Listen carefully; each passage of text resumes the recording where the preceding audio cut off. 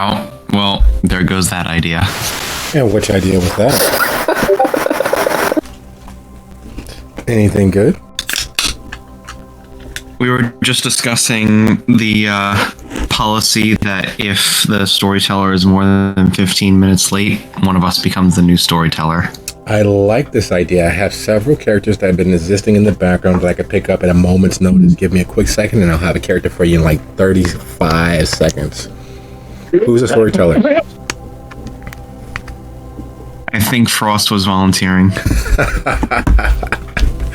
You really want to go down that route? I have thousands of Samis just waiting to be unloaded on all of you. Thousands of them. If I didn't know that are you easy were... to. No, go on. I was saying, Zamitsu are easy to beat. You just throw something shiny at them. Well, actually, they're even easier than that. Just hold a match or something they care about. But no, I was going to say that if I didn't know you were such a pure soul, Frost, that would sound extraordinarily dirty. What do you mean? Wait. Why would that sound dirty?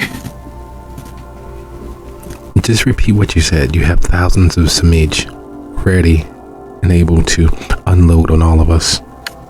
Oh my god.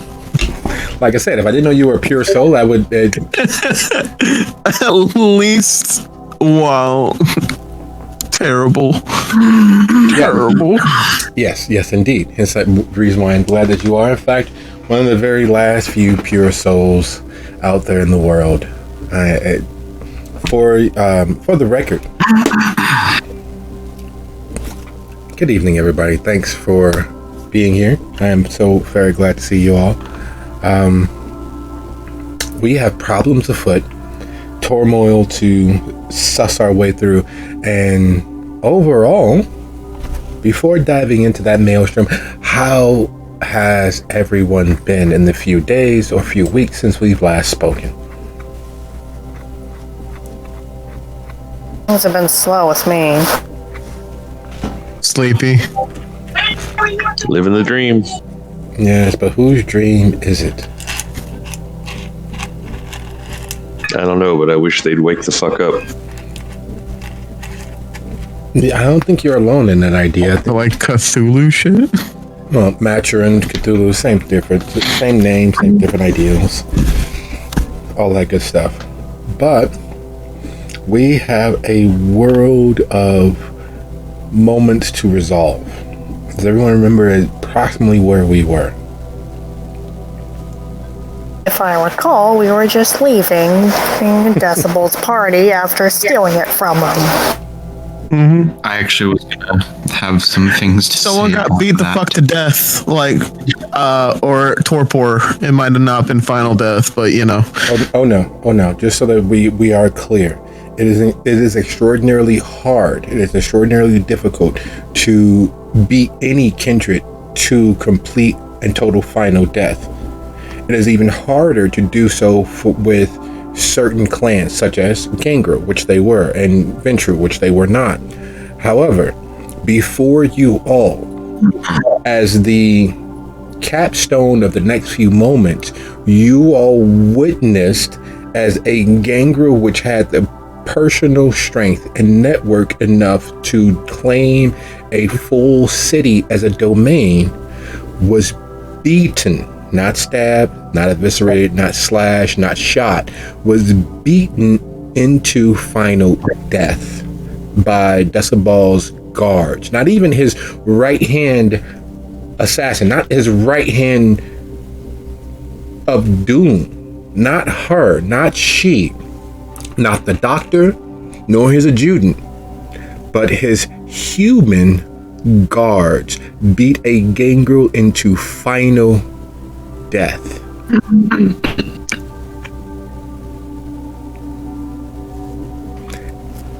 And Muzan, you were saying?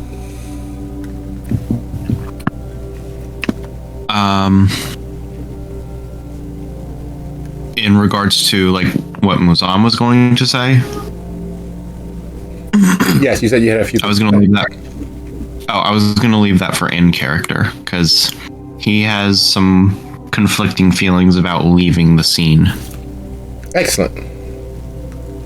and everyone remembers outside of that very visceral, upfront, and demeaning death visited upon one of the potential immortals of the realm.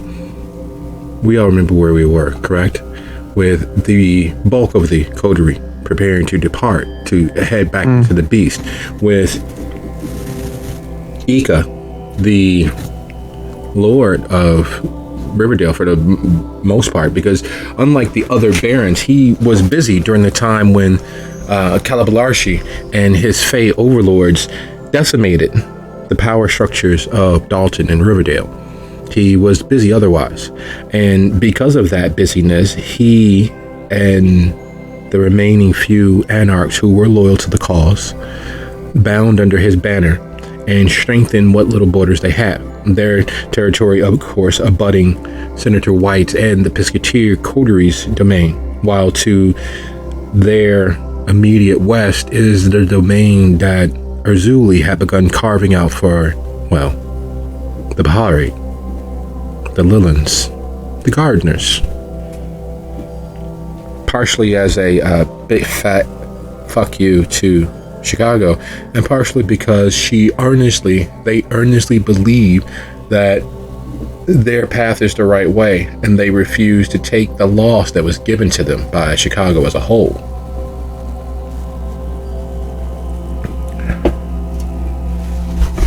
But as Ika made his approach across the grounds very slowly, and I'm not sure if any of you have had the opportunity of watching one of John Singleton's last films, his movie that he made just for money. It was called Four Brothers. But there's a scene near the end of the movie where Mark Wahlberg's character makes his approach across the ice in Michigan, literally the frozen lake where they played hockey and all of that. And in the distance, you see him closing on what tantamount to a mob meeting where people are thrown into the ice and frozen over and forgotten about.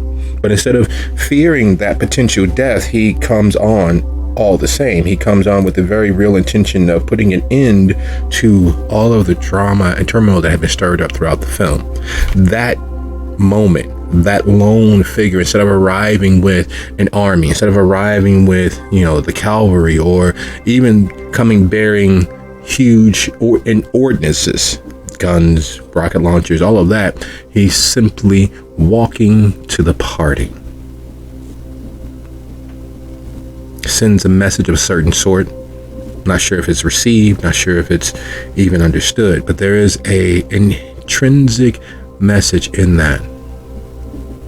Those who dare speak truth to power seldom live to see the outcome of such things. And here, for lack of a better word, is the last anarch standing, making their approach to the would-be prince, the would-be lord of Dalton. Amidst all of these other power-hungry kindred, amidst the most recent death of a former leader of their particular area, their particular domain. While off in the distance, just past him, at the literal boundary for Decibel's domain, his capstone, his castle, if you will, both literally and figuratively, are agents, local police, federal, you're not quite sure what, but what is certain in their behavior is that they are of some officious alphabet organization, and they are watching. From their distance, even without, proper optics and cameras and drones and what have you, without proper scopes, the only thing you can see from their distance and their angle would be a gathering of people, a party growing beyond every attempt outside of a forceful raid to be shut down. There's a momentum, and there's a spirit of excitation, there is a spirit of shock, there is a groupthink of uncertainty for what they witnessed. Because there are certain things that are known. Fire kills, the sun kills, other kindred can kill, but immortality is not so fleeting of a thing as to be beaten and contused into non-existence. Yet here before them, they witness just such a thing.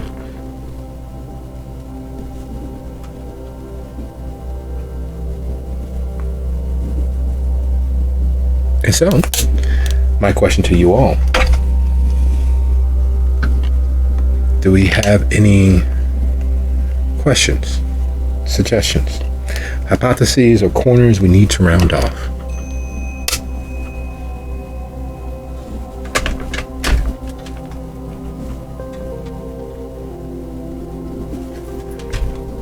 I do not. Excellent.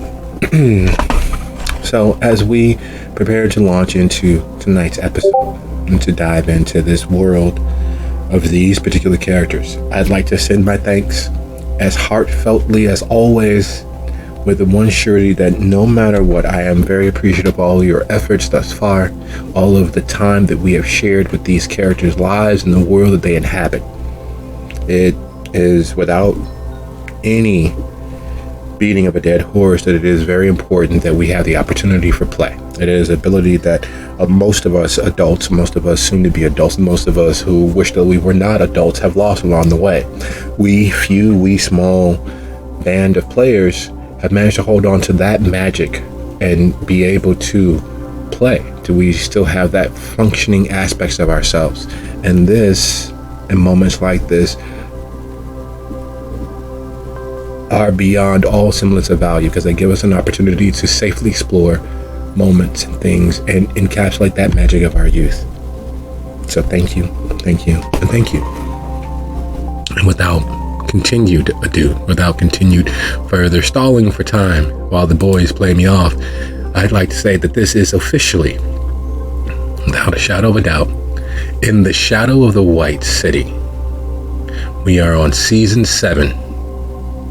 And tonight's episode is More of Noble Twin. Knowing where we were, with Dax preparing to unfurl a small portion of themselves, because there is a valid volume to their silence. There is a presence there of someone who has the will and ability to make those tough decisions as they slide closer and closer to the heart of the power in this particular moment. There is a readiness to them that is unmistakable.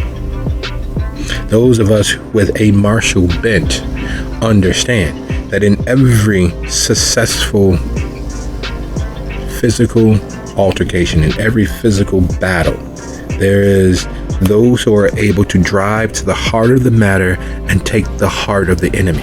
Whether that is in a one-on-one contest or a fight or in a group arrangement, you take out the true heart of the opponent and their forces crumble. And that seems to be what Dax is situating themselves in preparation of.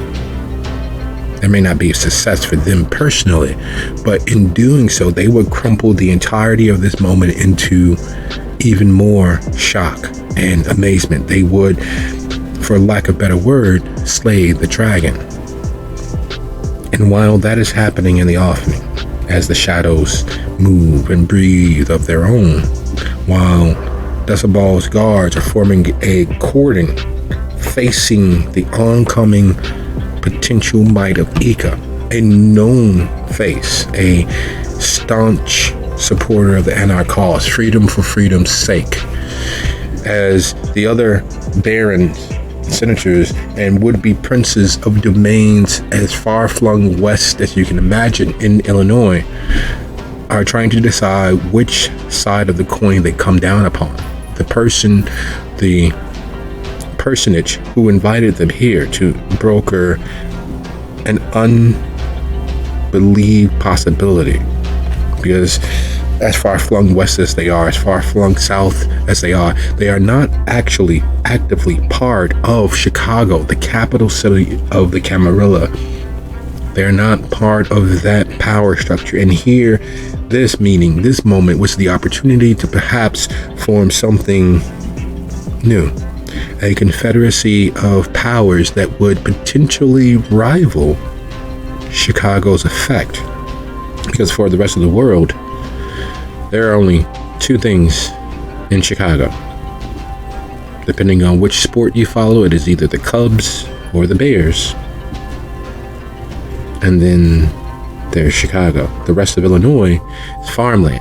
The rest of Illinois is emptiness. It's flyover country at its best. It is a place of unremarkable plainness that doesn't really factor into anyone's ideal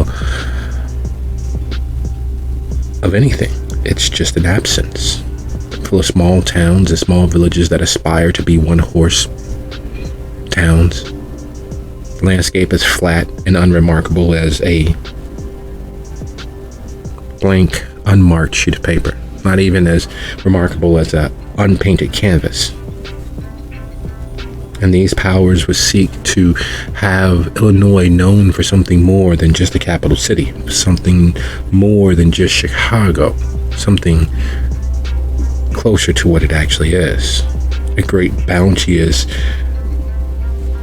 breadbasket. All trains flow into Chicago eventually. Most flights connect via Chicago, crossing the country east to west, west to east, north to south.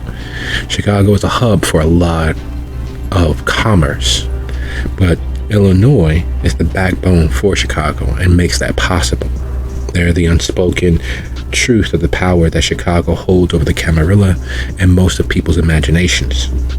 And they are quite tired. They are quite fed up. They are willing to risk a small bit to reclaim some of that active known power for themselves.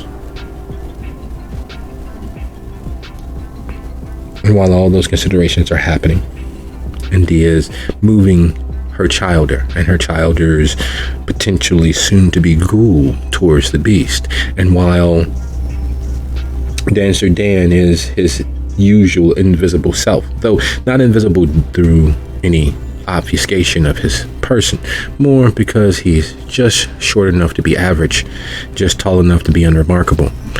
Even with the hideousness of his death, his curse all over his flesh, Razuli did a good job of making him blend in with the finery of those gathered. So too is Muzan, all but invisible in his grotesquerie. Muzan is no Prince Charming or otherwise. He is fully the beast that most people view the Nosferatu as. And yet here, in this circle of violence, in this presence of these undead, he is not the most remarkable example of monstrous, and thus blends into the background. Zack, formerly the star of the hour, having regaled everyone with their skill and brought all eyes towards them, dropping the might of their presence, takes on an air of just another handsome, attractive kindred in this sea of undead. And then Frost, his most recent associate, his most recent example of what it means to be a gangrel, leaving him all but flabbergasted. The calm, nobly monstrous individual that he met, who decided to wage a battle to prove their worth, was found wanting. They were found lacking. They were defeated eternally by mortals. Not even a kindred was what laid them low. And it's hard not comparing that moment to his very moment of creation.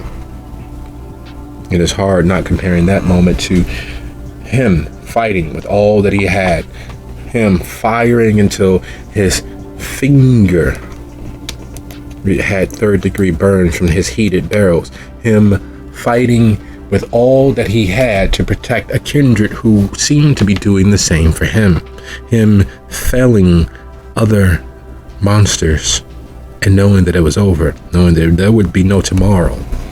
And then that hot, heavy taste of immortality, bringing him back into this existence. Blood and death seems to follow him, seems to presage him. And yet, he still manages to be here.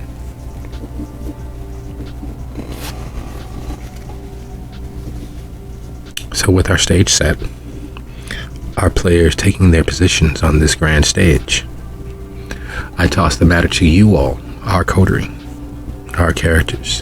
What are you doing? Because Ika will be firmly in the midst of this party in roughly 2 or less minutes. Decibel will not remain silent for much longer, as now the moment has been built. This is a primed moment to show who and what is the power of the situation.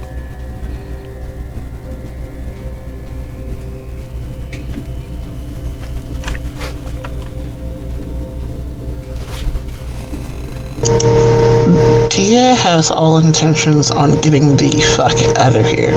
It's one thing to deal with Decibel and Ika, that's fine, whatever. But the whole fact that there's a whole squadron of human authorities like waiting to jump into the fray is not okay. So she wants her and her people the fuck out of here as soon as possible.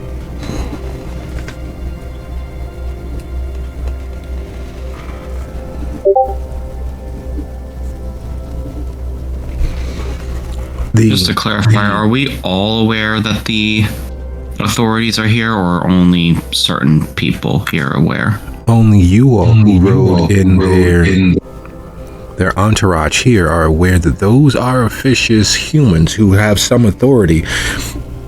Only you all are aware that those cars parked there amidst the other cars on the street at the edge of Decibel's property are human authorities. No one really pays attention to humans. No one really pays attention to anything except for the fact that you all witnessed immortality taken from one of your number by one of Decibel's lessers.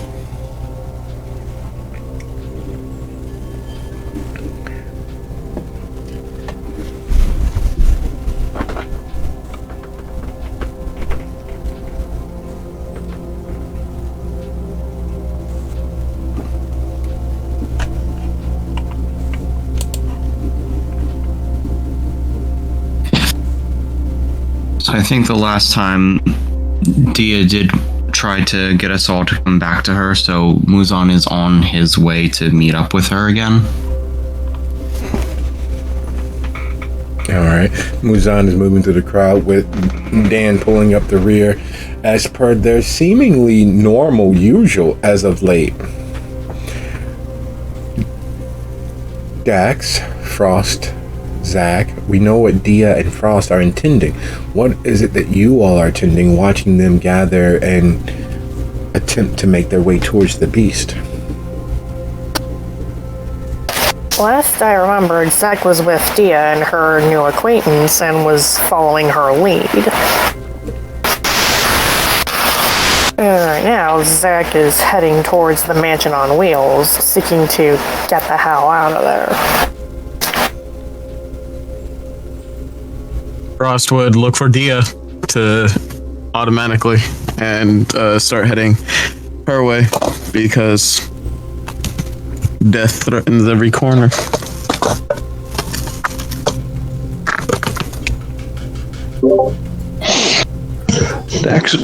Dax will also look for an exit. She's not here to judge anyone at the moment, so at least not anyone in this room.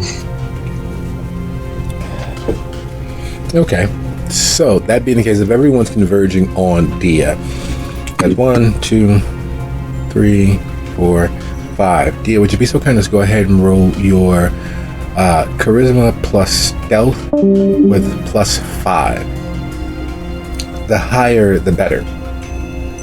Because you guys are socially converging like fighter jets on an intercept path with the beast. The goal is to get out without causing a stir and getting everyone's attention focused on you instead of the turmoil happening and in the offing. And of course, you really don't care about making a scene, and you guys are shoving, pushing, and just moving through the crowd like you own the place.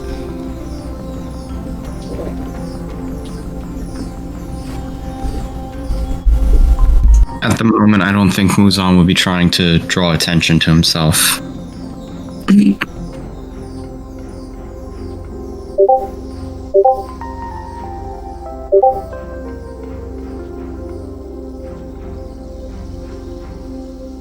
Hold on, did I miss something?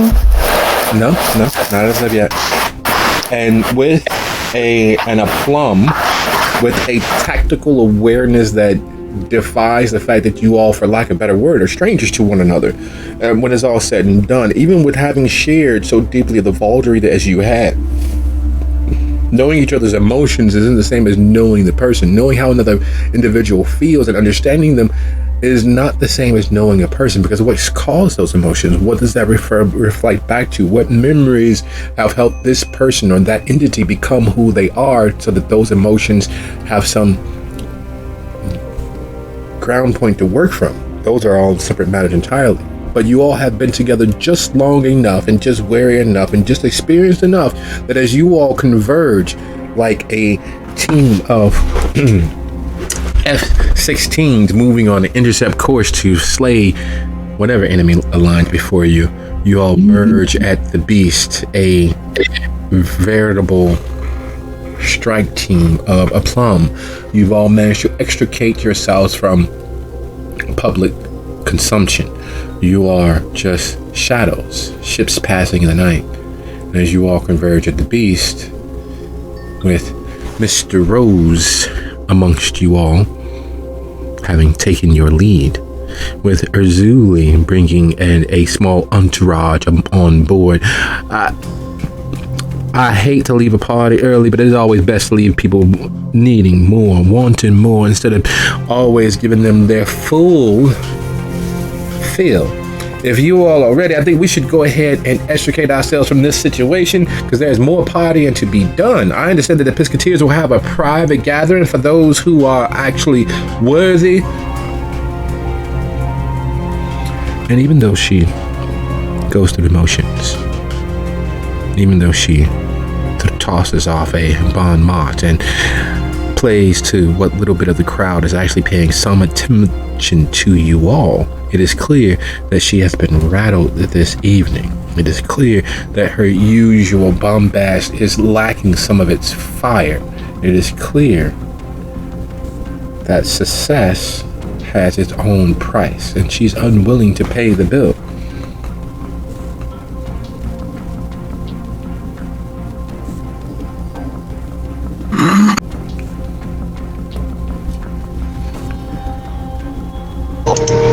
Catching that, Dia gives her a very clear but studying look for a moment, and then nods, and then goes back to locking shit down so they can get out of here.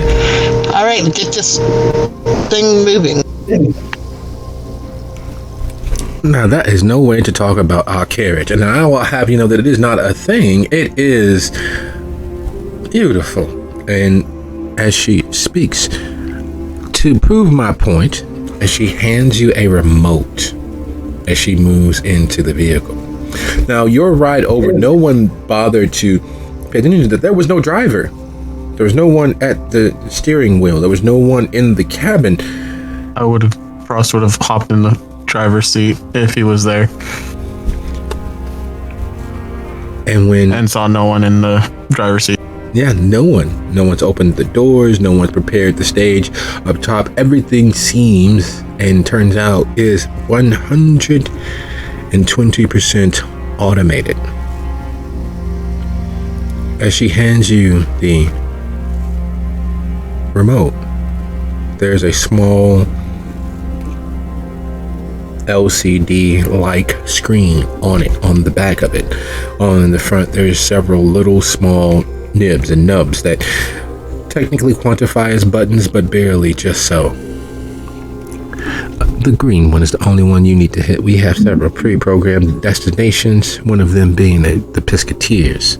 And when she says that, she mentions out loud, home if you will, and she moves into the lounge area of the beast.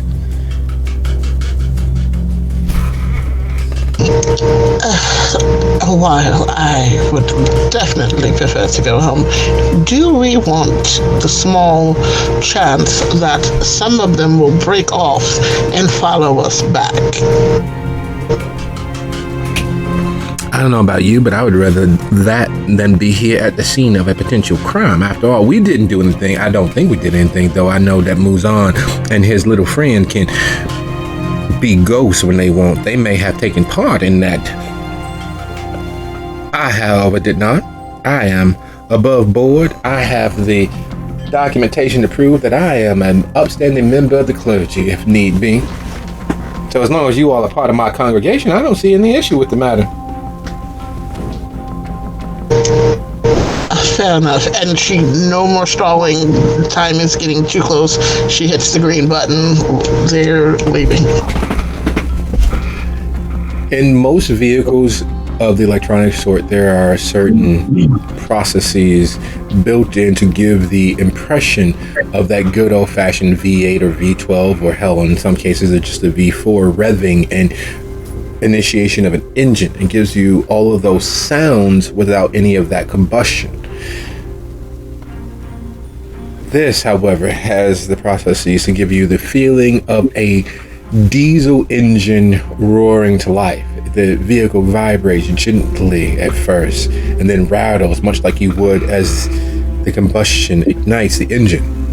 While there's no dark plume of smoke or any of the other catastrophic side effects, the feel of power is present, and the vehicle begins rolling and moving as if it has a mind of its own, because for all intents and purposes, it does.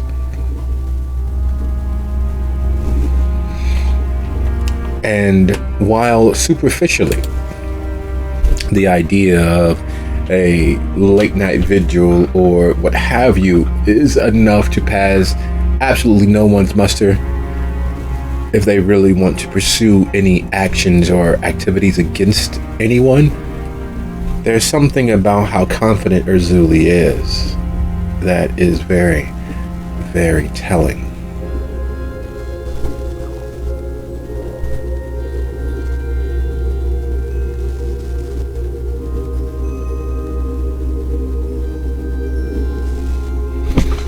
And as she settles into the lounge, and her small gathering converts or potential converts gather around, Mr. Rose, however, waits, hands clasped behind his back, his freshly once again grown beard and slicked back hair, disguising him from those who may have known him elsewise, those who may have known him from out east, or those who may have known him from Garrett.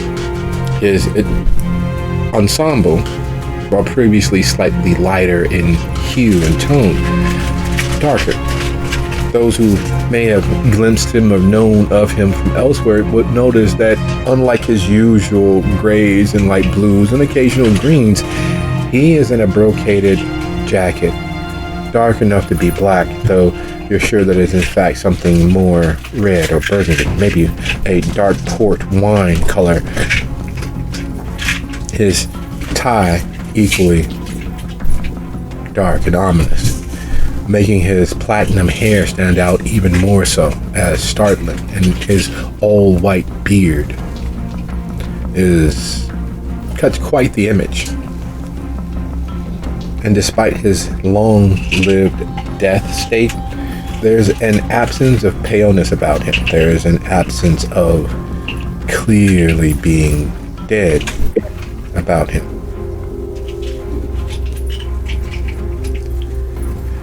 I'd like to thank you all for allowing me to travel with you. I must ask, however, as you all seem to take full control of Decebal's gathering, was that part of your plan?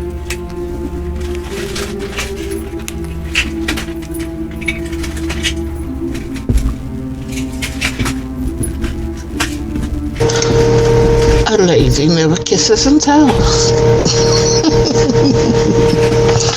I'm sure Decibel, well-meaning though he was, lost in the mail.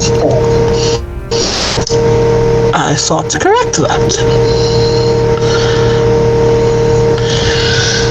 it just happened to spiral from there. And no, we don't know exactly what that weird thing that happened towards the end had to do with anything, nor did we plan that. I know what it had to do with. Please, Charleston, enlighten us. I was talking to them right before they did that. They were angry, and they said, once that bitch gets here, I'm going to kill them and then take their spot. And I was like, alright, I'll watch this happen. And they got beat the fuck up. And then I went to you, making, and then, the rest of the story. We got in here. You must forgive me. There's an understanding that if not but for the silence of good men, evil would not prosper. And if I'm not mistaken, based on a certain disposition you seem to hold, you two are of the same clan, if I'm not mistaken, correct? So you... What, the guy who went to attack the guy, or the young lady who clearly had some animalistic features about themselves? I mean, I guess. I'm not sure. I didn't ask for their clan. Hell, I'm still not 100% sure on mine. I believe the name for it was, what was it? Gangrel? Or something like that. So you're not sure as to your lineage? My turning was a bit complicated, so no, I don't. Would you like to find out for sure? You can do that? It doesn't need to, actually. It's quite clear to me exactly what happened. He doesn't typically go by how clear it is, but it is very clear. I am his adopted sire, which makes him a Toreador, though by blood and clan, he would be Gangrel. Does that clear things up? For me, of course, I will take your word for it, but if you would need my services, I would gladly offer them. One, as a way to prove that I am quite thankful for the ride away from Decibel and his gathering, as well as, well, curiosities are my stock and trade. And if there's any doubt whatsoever, I would gladly help you.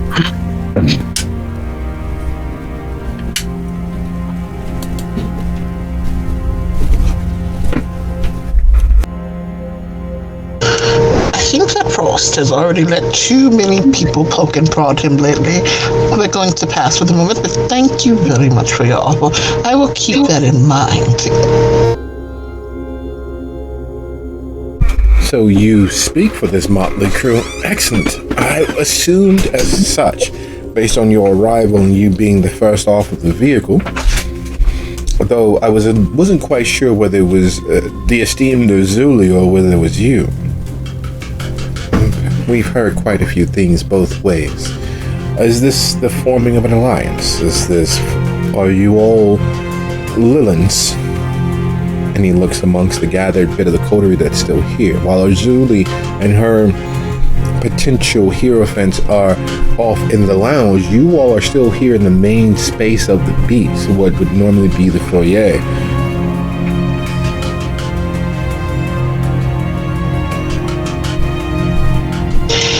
Zuli is a very dear friend and a fellow Rose, obviously. What they do, while is their own. No, we are not Lilans as such. We are our own coterie. I am the leader of the coterie, as I am Senator, Baron, whichever you prefer, for the state of our lovely city of Dalton right now. despite Decibel's claiming that he is all out, undeniable ruler, he forgets that there are still senators.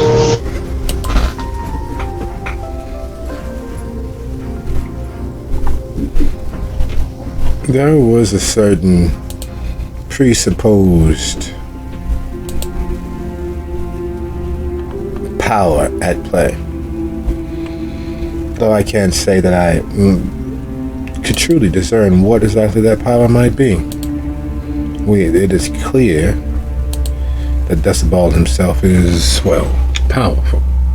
If his men and women servants might be able to cause the eventual death of such as ourselves, I am sure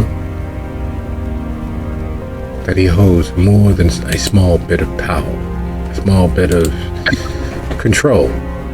My question, if there is to be an actual question, if you will allow me the pleasure of doing so and the honor of respecting it, why are you allowing such an individual as that to have say?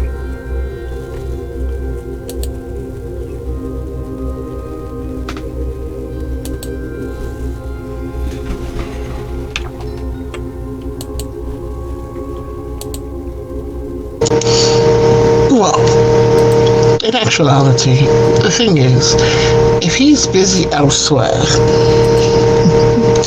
he leaves me to do what it is I please. Technically, I don't listen to anything he has to say. He does not speak for me or mine. So, as far as letting him have say, well, it benefits me sometimes to let him think he is in charge. But, as you do point out, somebody who has control over so many humans, enough to do one of our kind harm. What would to happen if those humans were to suddenly not be able to be used or disappear? Then what would he have?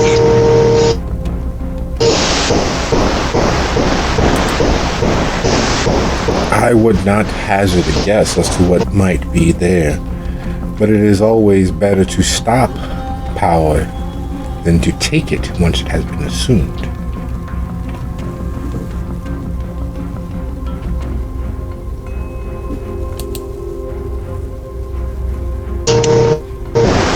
And now you're getting it, hence our visit to the party this evening. To remind him that we still are here and have not bent the knee yet to him. Or if at all, because I don't plan on it.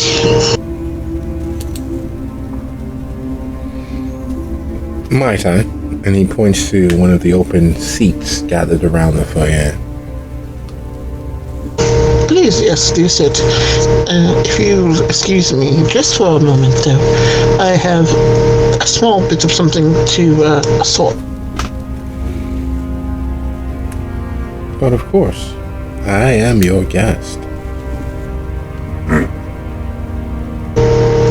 Dia looks towards Dax and gives them a head nod, nodding towards like the stairs to go up because she wants to speak to Dax alone.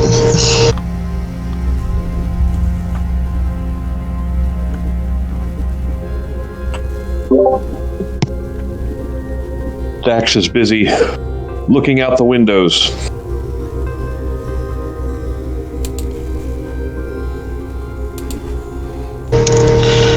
Dax, if you would please, I would have a word.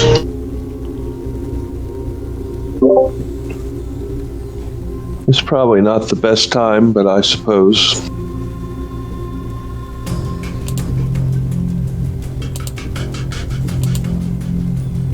Oh no, it is definitely nowhere near the best of times, because Here's the thing.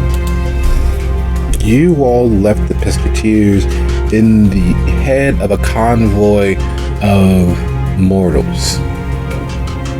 You left with a convoy of officious, unmarked vehicles from the police department, federal government, or who knows what else in tow around the vehicle. They didn't intercept your path, but kept pace with you all. You'd think standard operating procedure, even if there wasn't a full fleet of them chasing or hounding your path as you all make your way out of another entrance from Decibel's domain, that at least one or two would be on your tail. One or two, maybe more, following your path to ensure they know where you left from, where you went back to. The standard operating procedures of a net of intelligence being constructed, yet not one vehicle, not one spotter, not one errant vehicle, unmarked or otherwise, hounding your steps. There's an old idiom, an aphorism, a constant tossed off beginning of things, and it always starts with, it's quiet. Too quiet.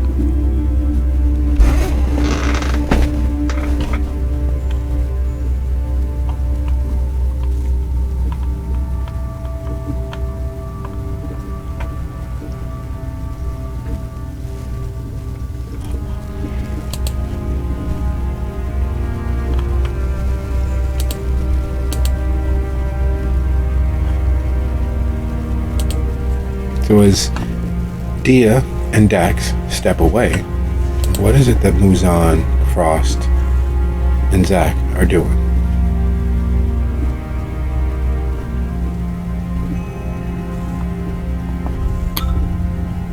Does anyone else get the feeling that this is all gonna bite us in the ass later? I've been having that feeling in regards to quite a lot lately. I mean specifically this little soiree that we're leaving. Oh, most assuredly. I can't help but feel like us leaving is gonna be taken as a sign of either weakness or just unwillingness to participate. Both are strong possibilities, neither of which were lost on me.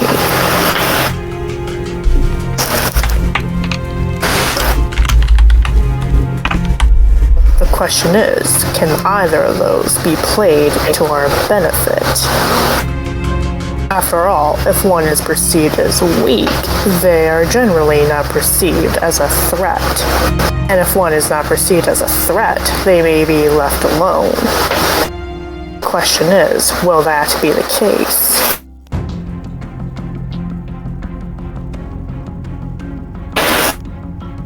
I guess we'll have to deal with it as it comes. Now, here's an important question. Who are the rest of these people? What do you mean? There are roughly 11 additional kindred outside of the coterie and Urzuli on the beast presently.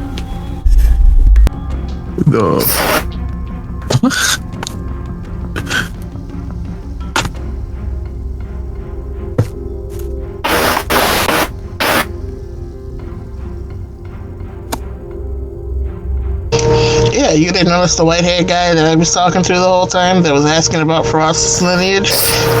That guy, and then like about 10 other. Yes.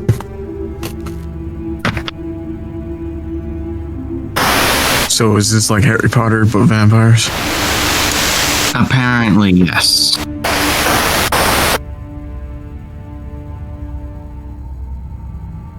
Also, do we know where we're headed? If I may, says Rose, the platinum-haired kindred who was speaking with Dia. I did overhear Zuli say that they were returning home, wherever that might be for you all. I thought I might tag along. And as far as myself, allow me to introduce myself to the rest of you. I am Cone Rose. Coin to my friends. Not that I have many left standing. And to those not my friends, and to those not worthy of my time or efforts, suffice to say that I am the new co-regent of the Dalton Chantry.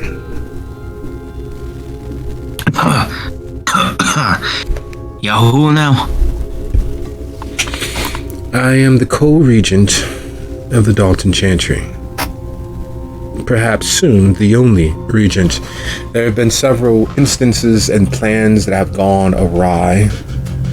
There have been several issues of not being able to quite find our balance, both here and in Gary. As such, after everything that has happened in Gary and is continuing to happen in Gary, we have combined our chantries into one singular entity. Whereas there's the Grand Chantry of Chicago, which includes all of us lesser chantries.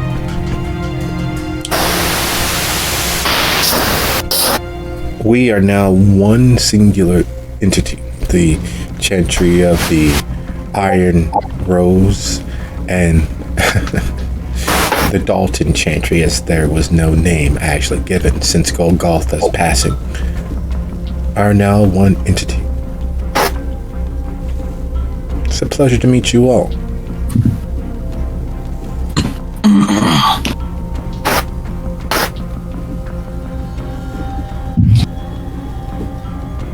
Yeah. So, how much did you know about the last warlock that was here? There was another, outside of James and his child.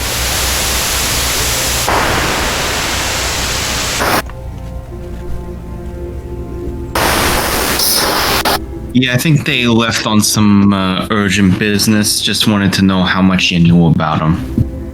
Oh, they went on some strange adventure. Why don't you tell me? What is it that they were involved with? Perhaps I can help them with their research and have some things prepared for them when they return. Yeah, that's what I was honestly hoping you might know. But if you don't, it's fine. Whatever, it's in the past. So, let me ask you something. Why are you here instead of still at the party? And let me throw that question to all the rest of you. Why did you choose to come with us?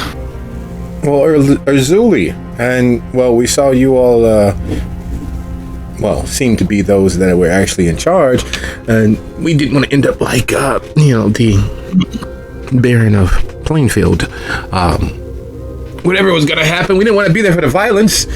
And then there was all the officious looking people right on the edge of things. So, yeah, that's kind of why I left. Yeah, me too. Power is power and all, but I'm not getting caught out like that.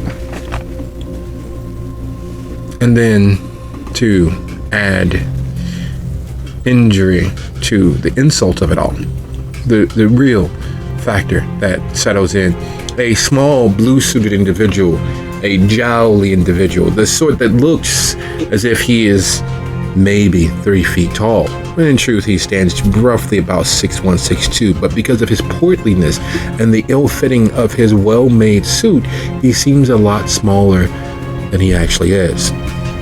Having entered with the bulk of you all, having kept his distance from the most of everyone, he speaks up. I'm here, much like Mr. Rose from Gary, but it's not my place to involve myself in such things, and you all seem the easiest egress out of that situation. I don't see that as tenable in the least. Perhaps I should introduce myself.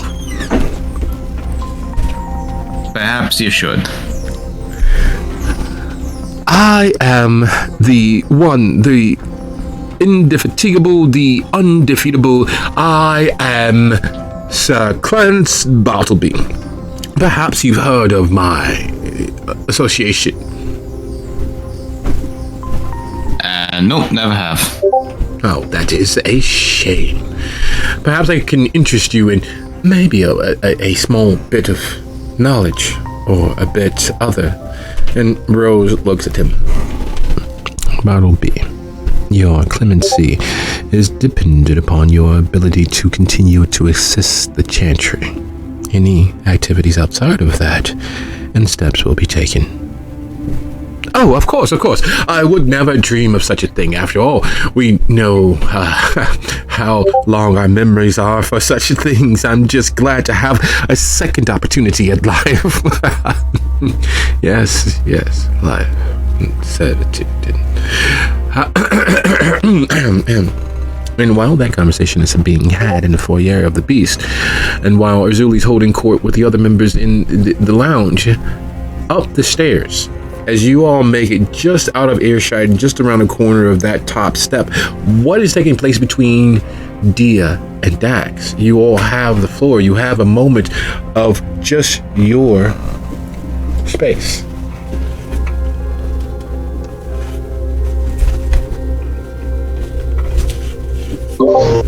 Dax will find a new position to watch the road before the ambush happens.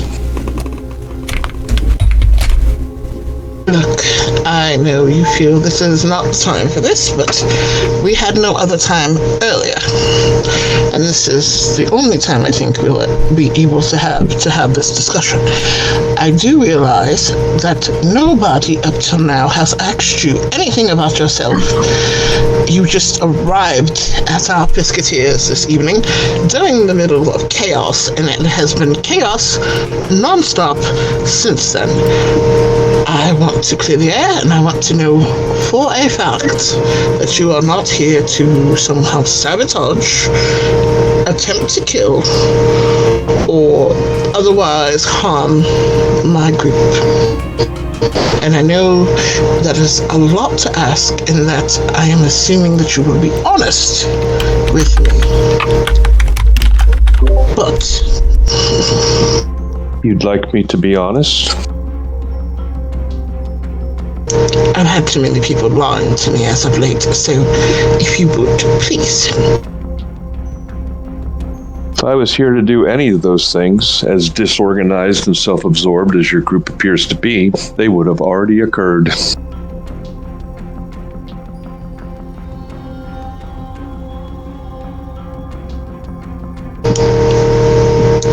She pauses for a minute, like a little bit of a short circuit. Not Now, before you try to pull your rank on me that I don't know anything about, because I don't know who any of you are either, might I get back to watching before the Second Inquisition comes down to crush us all?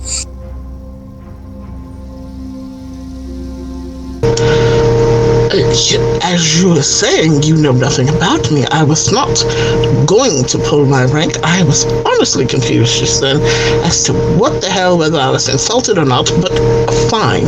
Seeing as how that seems to be where your focus is, we can save this figuring each other the fuck out for later.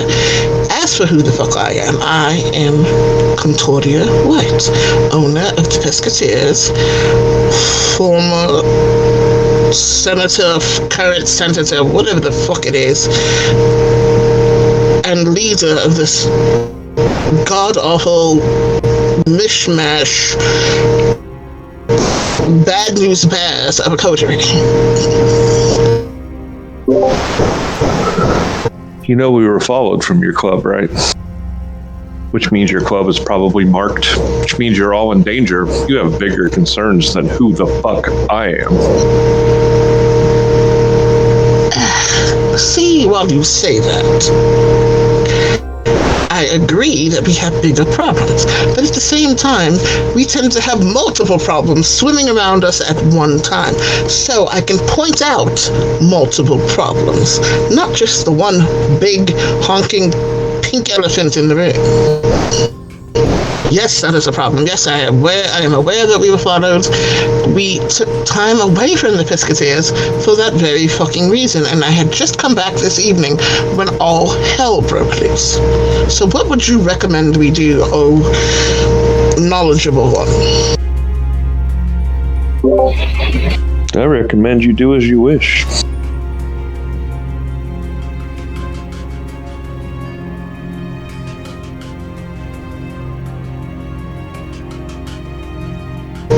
Has anyone ever told you you are immeasurably frustrating? I've heard that quite a bit, yes.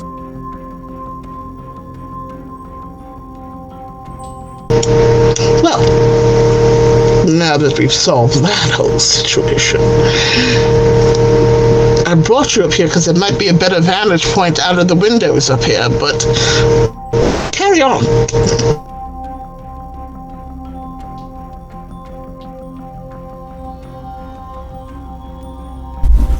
And carry on they might.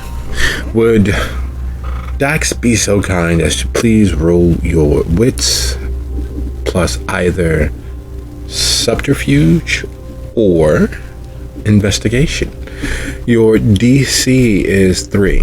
There's a very clear and distinct reality revealing itself as you all grow closer and closer to the Piscateers. The path that you're taking is much the same as most on their path through Dalton, moving from Decibel's domain there to the south and slight east of the center of Dalton back towards its near center of business, its downtown business district, which in Dalton doesn't mean what most people expect. Now, in Chicago and Springfield and Indianapolis and Gary, the central business district is one of boring, staid, daylight operation.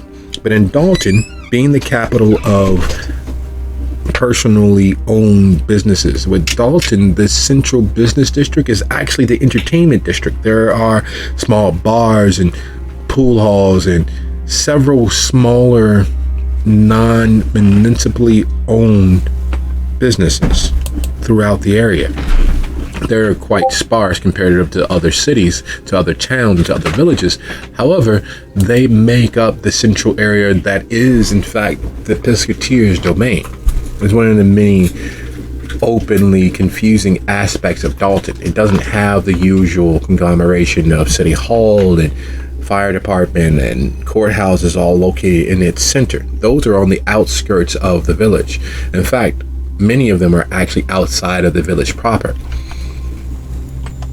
But as you do so, as you move into the central business district, as you move from the Boulevard's growing and grown area of control, as you leave that southern portion of Dalton, as you pass by small but locally renowned businesses such as the Views Church. They're a known entity for most local kindred. Their church located there on Lincoln Avenue, and as you move down Lincoln past the Hip Hop Cafe and past several other businesses that stand out as part of the center of town, moving towards the domain that has been assigned and all but relegated to the Piscateers. The reality of why aren't they out there rears its head. There's 2 reasons why they wouldn't. Why the organized alphabet suit that patrols the kindred and the world at large wouldn't be harassing you all. You all are simply the doorway, the gateway in, i.e. you are unknowingly confidential informants or knowing confidential informants, and you are allowed to escape whatever is going to happen. Or, and more likely, based on how disorganized you see them as, you all have already been infested with snitches. They already have sources inside. They don't need to follow you. They know where you're going back to. They know who your known associates are. They already have the loose threads that connect you with the rest of the world already outlined and ready to be snipped at their behest, at their leisure. Just your experience with the federal government and knowing how they operate. In fact, the part that stands out most to you is why, with the entourage you all had on your way to Decibel, why they didn't stop the vehicle. Why they didn't board the vehicle and use you all as the gateway into whatever it is that was happening in Decibel's property. Instead of waiting and making themselves clearly known and clearly visible by anyone who had any understanding as to the federal government and how it operates, they didn't do any of those things.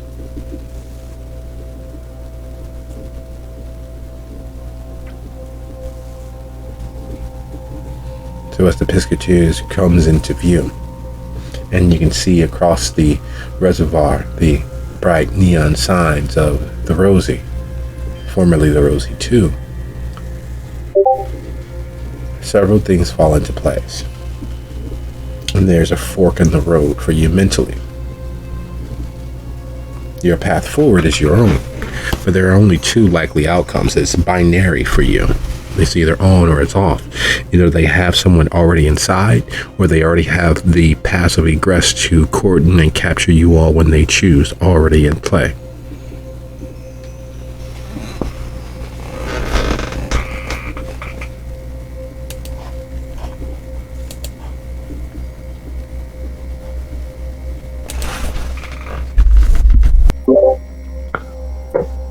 Well, we'll roll with it because she doesn't imagine anyone's really going to listen to her.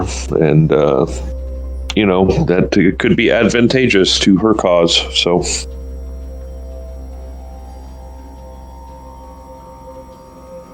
So as those realizations hit and rub you all the wrong ways, for all the right reasons, Dia, as you're stepping back downstairs, you hear Clarence Bosselby introduce himself. Here's a question.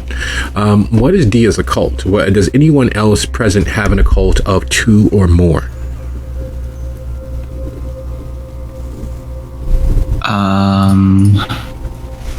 No.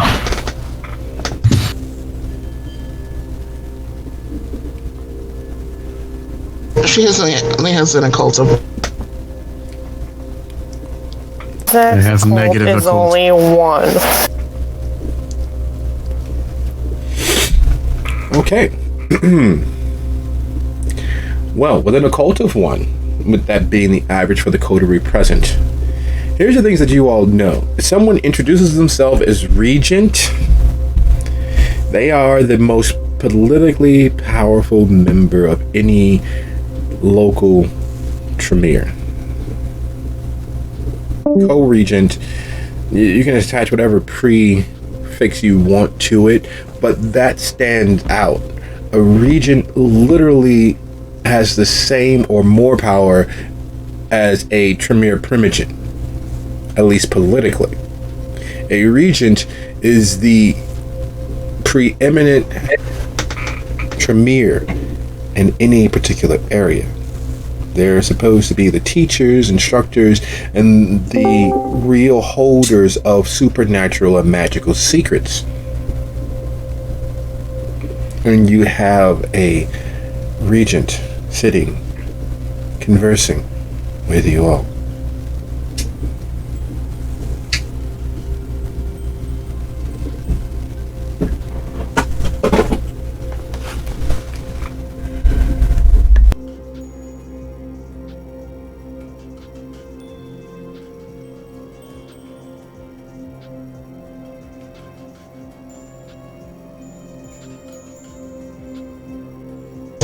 Has Dia heard the name Bartleby before that? I mean, it seems like something strange and out of place, so maybe she would have, but the whole regent thing, yeah, she's going to address that in a second. It's just that I'm curious whether she knows Bartleby or not, or has at least heard of it. No, not with the occult of 1. The rumors and gossips therein wouldn't really have made it to her.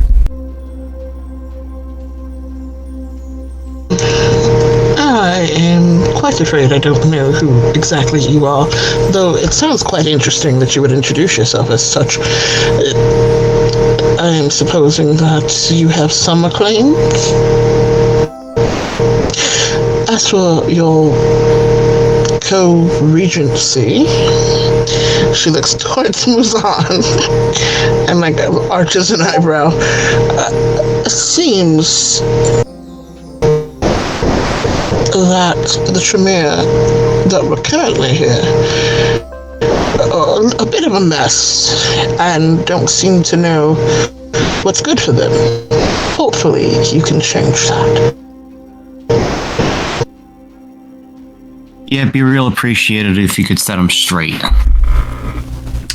I will do my best. I can't say that our track record in the area has proven to be much more than, unfortunately, unremarkable.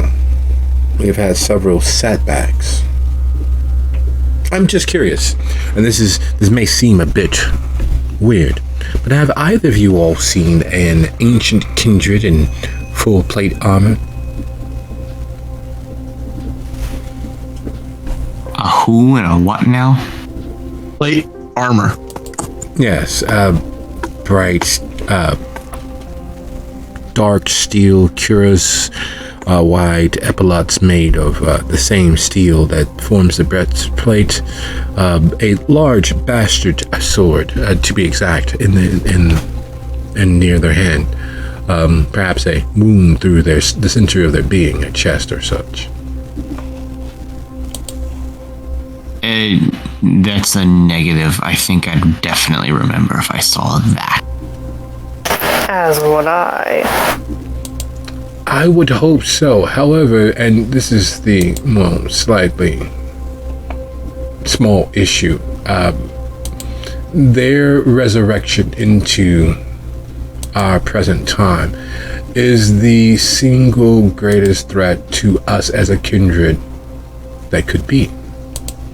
The problem being, and forgive me if I overshare, but the release of that ancient kindred, that very near antediluvian, and the chaos bound into them, was a loss for the local Tremere. Seems as if some unknowing individual released them into the common age, into the modern age. And all of the spirits bound within them. So, a net of chaos spread from their release point out into the immediate environment. Their spirits and souls working at the boundaries of this world and the next. Their release allowed power from other realms to enter into our world and be harnessed.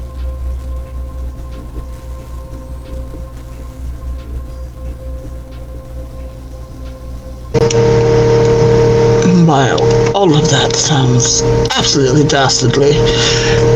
I can't say that I've ever seen the person that you describe. And I would also like to point out that if you are new to the area and you are going to be running things of some sort, you might want to watch out for a little group around here they like to call the Hakata. They think they run things. Of course they do. It's to be expected after all. So, no one's opposed them. In fact, the local Tremere have used them for many of their services. I'd like to change that. Just because we're not friends doesn't mean we have to be enemies. good luck with that, Molly. Dax seems to think that we are going to be ambushed in some manner or form. You most assuredly are. So, I bring it all to you all, especially Muzan, seeing as how you are much more martially aware than I myself. What should we do about said situation? Ambushed by agents or ambushed by some other kindred? Probably the former, not the latter, but the latter could also be a problem. Mostly the former. I mean, normally we would do what we usually do. Hunker down, hide away, stay hidden for a couple months, years, decades, and if they still find us, eat them. Wow, that sounds wonderful. The problem is, the places we would normally hide, i.e. the Piscateers, where is the seat of my senatorial things and businesses, and place where I have all my things that I can get access to is the Piscateers, and they probably have that on lockdown or have somebody infiltrating it already. The Rosie is also compromised as far as we know. Yes. Oh yeah, for sure. We established that, I thought. But in that case, the second best option, seeing as our best option has been stripped away from us, is to turn the tables and try and infiltrate them back. You may recall that I was able to acquire an important piece of hardware that we might be able to utilize to that endeavor. But beyond simply using that, we need people on the inside, just like they have people who have infiltrated us. We need to know what they're planning ahead of time.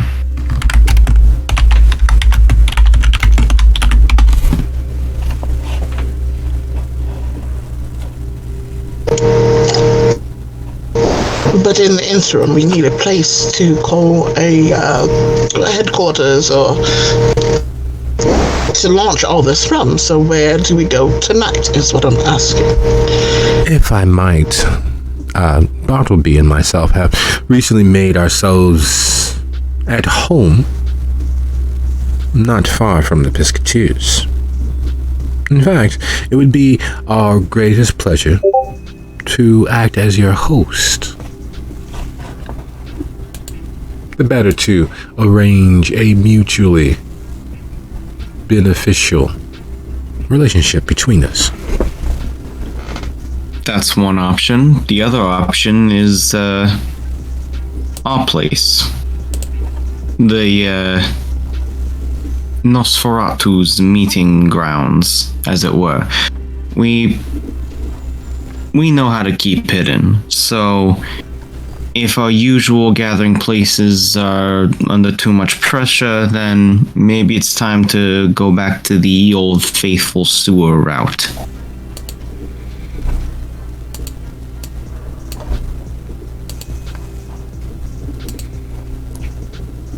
If I might, is that really and truly the best decision, considering? And he motions to his ensemble. He motions towards Bartleby's clearly well-crafted suit, and then motions to the finery being worn by everyone else. If I'm not mistaken, such a surrounding might weaken your leader's ability to be your leader. If I'm not mistaken, isn't such a hideous, potentially detritus-filled environment costly to you, Senator White?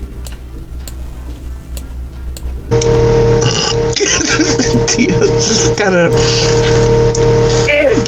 What, you don't think we make our sewers a little more homely? You don't think we are capable of hosting such members of high society? I am shocked. I am offended at something that is absolutely 100% right.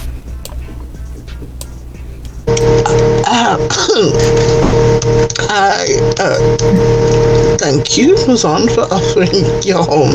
But I will take our lovely co-regent up on that offer. Hold on, I will get Azuli and see how to turn this thing towards wherever their home is.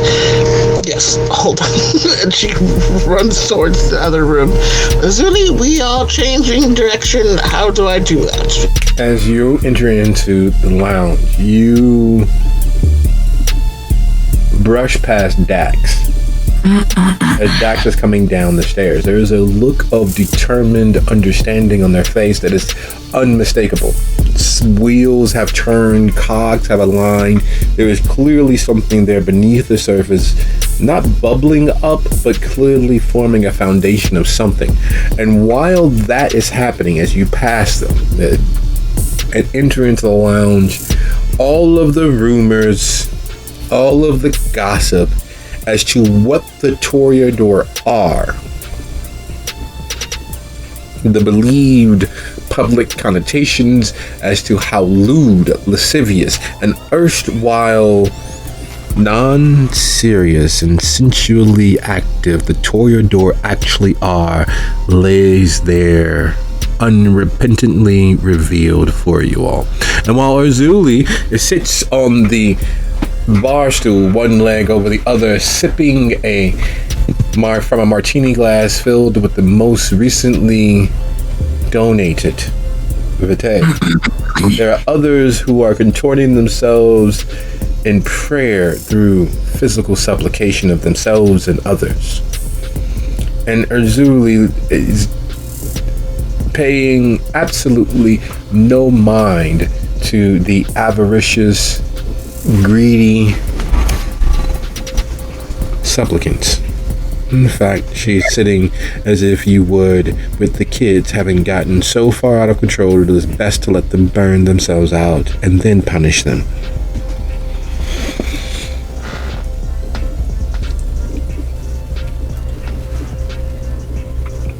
Oh, turn us around.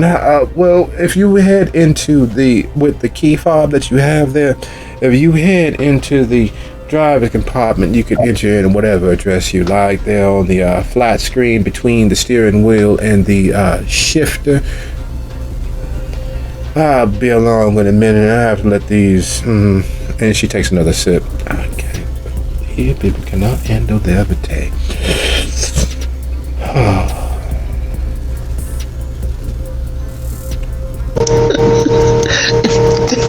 If Dia wasn't already could blush, Dia would be blushing. Just kind of like stops to look for a minute and then just shakes her head. I need your address. Yells back over the shoulder. You know, before you pick a destination, it might be useful to find out who's been turned.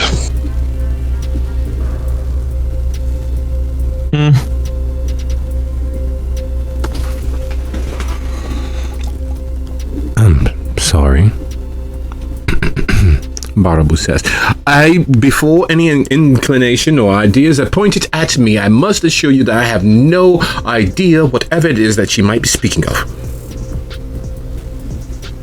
That's an awfully suspiciously specific denial without being accused of anything. You know who's really good at telling when someone's lying to them? Liars.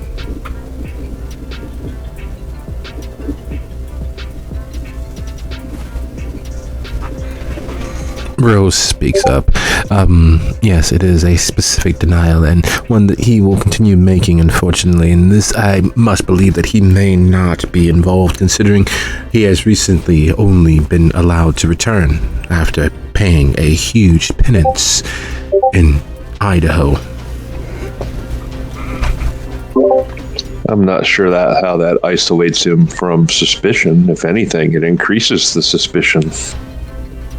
I'm not quite sure you are aware as to how we might ascertain truth and ensure loyalty, but I assure you, Bartleby is in fact quite loyal, bound, if you will, to the will of the Chantry. He has not had the opportunity to erstwhile reinvest themselves in skullduggery.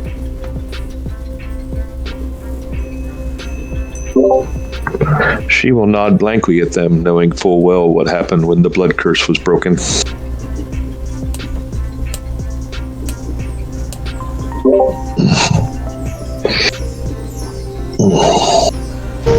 Then, that being stated, seeing as how you seem to know things that we do not, I will leave you to lead the investigation before we go any further.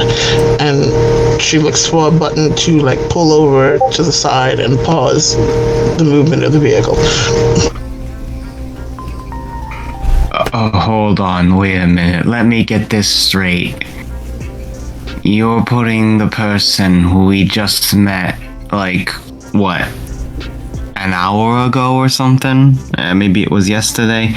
But you're putting them in charge of determining who's the safest place to stay at, who's not compromised. Is that what I'm getting at here? How can we even be sure that this Dax isn't compromised themselves? Because it hadn't occurred to any of you until I spoke up.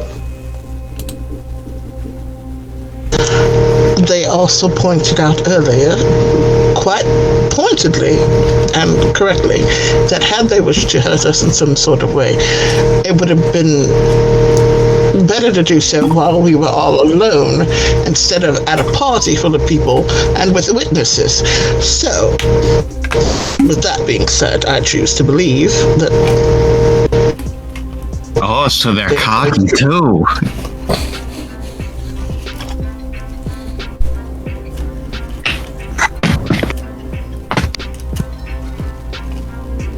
If Dia trusts him, I trust him. You know, not for nothing, but didn't you trust the other guy too?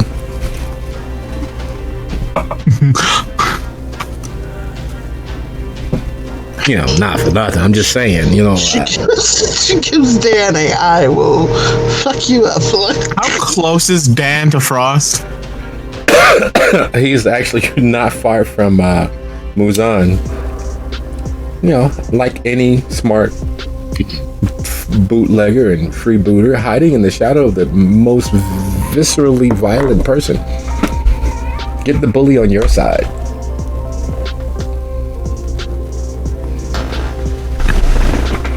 Frost reaches, just points to Dan to just with that look of shut the fuck up. Also, his hands like huge. Not, you know, it's like clawed. It's in the claw form. Blah, blah, blah. Feral weapon form. That Gangrel have. Hey, it's spreading. Is it like chicken pox? It was like gangrel pox. Like first the foot, then the hand, then maybe the chest. You're going to have little bubbling, hairy things popping out of your chest, and then it's going to hit the face. Dan.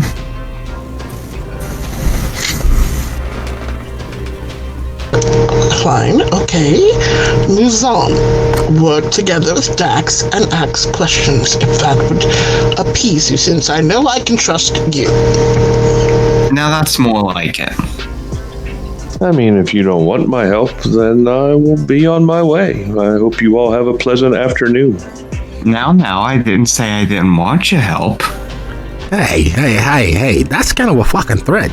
None of us are gonna be alive during the afternoon. How are we gonna have a pleasant afternoon? What do you know? I know the Inquisition is watching you. Oh yeah, we know that too. And yet you do nothing about it. Well, what can you do about it? You gotta stop the sun from shining.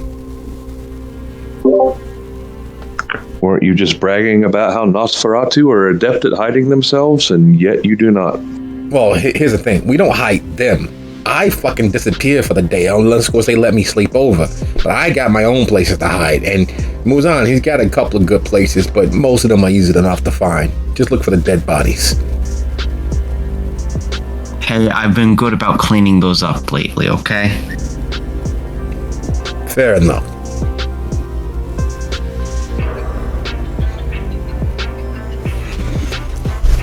But I'm thinking that we're gonna go on a mole hunt. The best question, the only question, is really how do you feel about Dia? Because that's where everybody's pointing all of their attention to.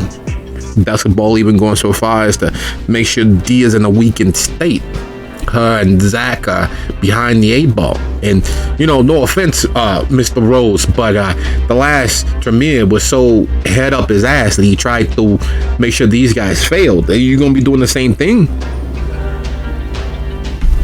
I wouldn't dream of it.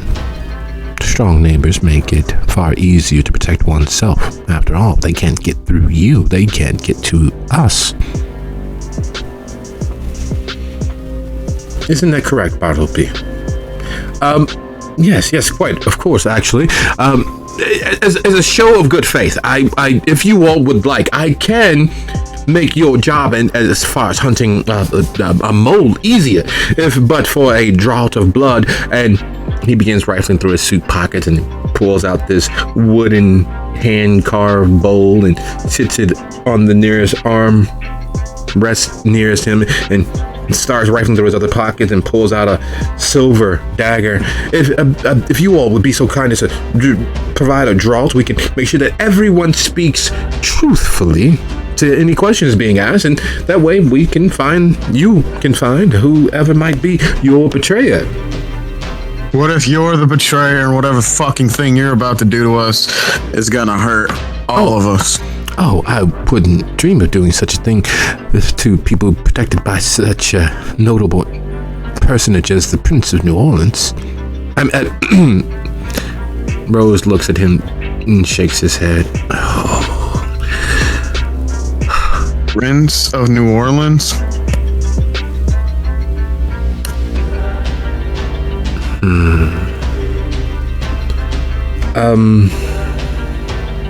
Well, it's...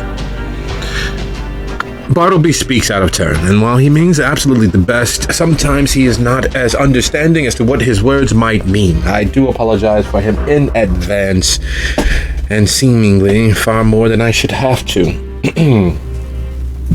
Everything he believes he knows is not exactly what is currently the state of affairs.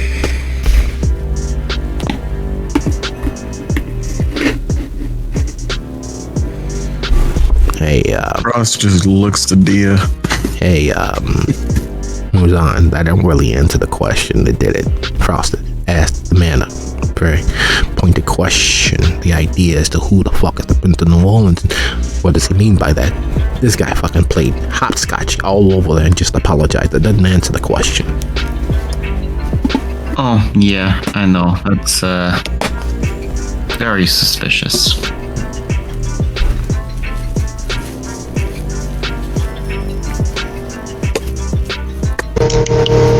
Dia's rubbing her temples and kind of leans into the lounge area.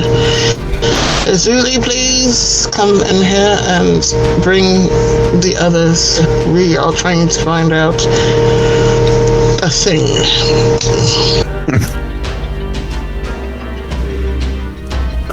I would, child, but they're gonna be a little busy. Some people just cannot handle their vitae. I do apologize about the stench that you all be having in a few moments. What is it that we are trying to figure out?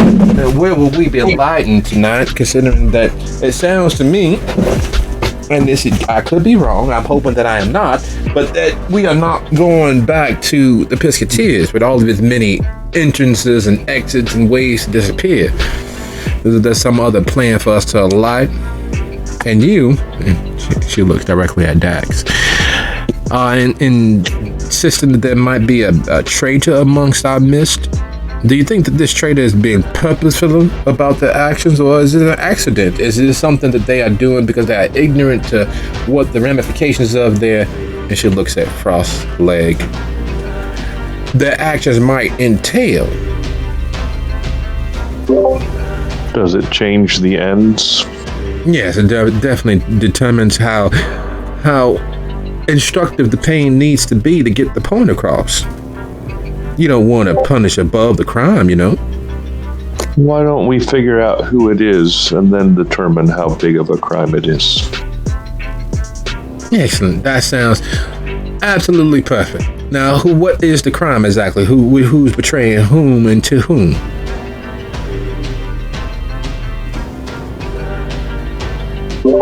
Someone here or within their organization is feeding information to the Second Inquisition. Oh, that's not good at all. No, generally not. My suggestion, and normally I just look for the nearest Ventrue because they are, we all know, two-time and double-dealing individuals. Whatever makes the most dollars makes the most sense.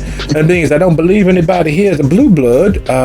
Next would be the most secretive, and that would be, if I'm not mistaken, that would be you, Muzan, and Dancer. Correct? That you all are the most secretive here, correct? It's not them. Oh, so then it is you, the newest, the easiest to manipulate. Nor is it me.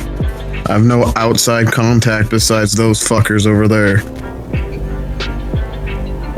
Well, now, if anybody's gonna try anything that'll draw out the truth, I will be the first volunteer. If I may, I don't believe that is the absolute best idea, Bartleby says. Finally standing to his height, and you realize that while the suit and the clothes are well made, they are designed to hide just how large he actually is. He is a wall of formerly living fat. He is a wall. The reason why he seems shorter than he is because he always hunches. And the reason why his hands don't seem as imposing and large is because he typically keeps them mostly out of the way in the shadows of his suit coat.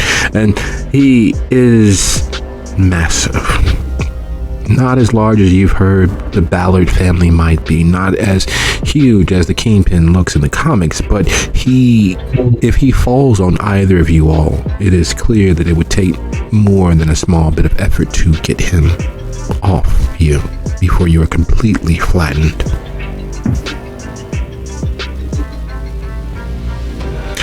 If I might, you would not want to be the first in any situation where the divestment of lies is the goal, because just because you all are maybe not betraying each other doesn't mean that you're not keeping secrets, which, well, this, and emotions to the wooden bowl still yet unfilled in the silver dagger, would force each and every one of us to speak truthfully. And we all have our secrets. We all have things that matter to us that we haven't shared, such as, well, our closeness and association to power.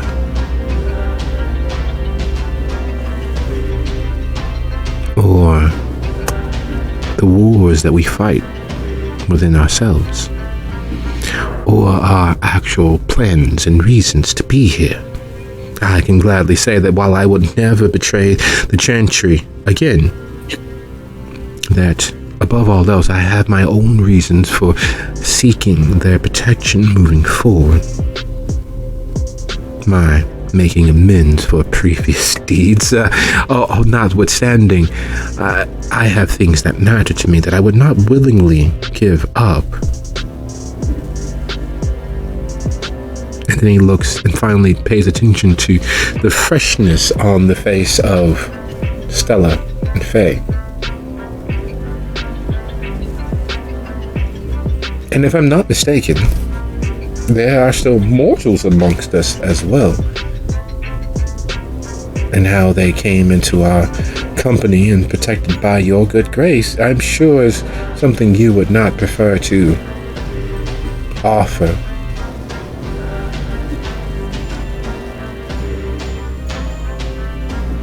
But that's just my suggestion as one who has kept portions of themselves to themselves. I understand that we all have those things about us. We all have those darker corners that we would prefer no light being shown into. This is a sledgehammer. It will force the truth from us. It will bind us all in a moment of shared truthfulness to any question and query.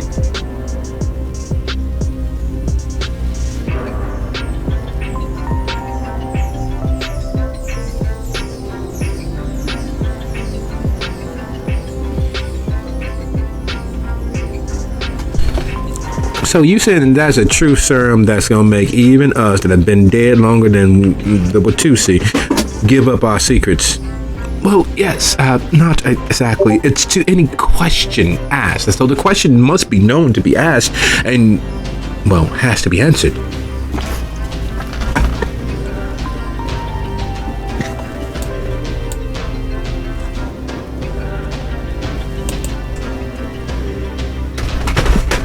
Yeah, I already accepted a deal from a stranger before, and I've lived to regret. Well, not lived, whatever we are now, to regret it.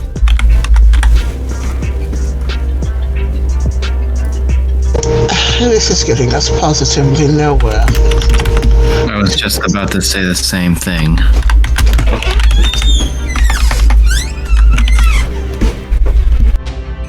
So do we take the blood then? The truth serum, as it were?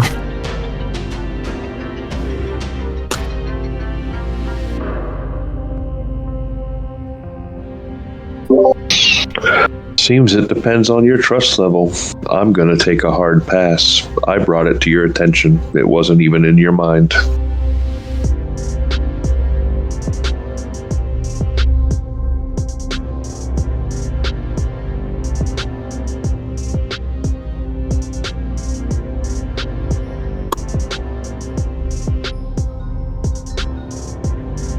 I'm gonna have to pass on this too. Quite frankly, the way I see it, it's you guys that have to prove your trustworthiness to us.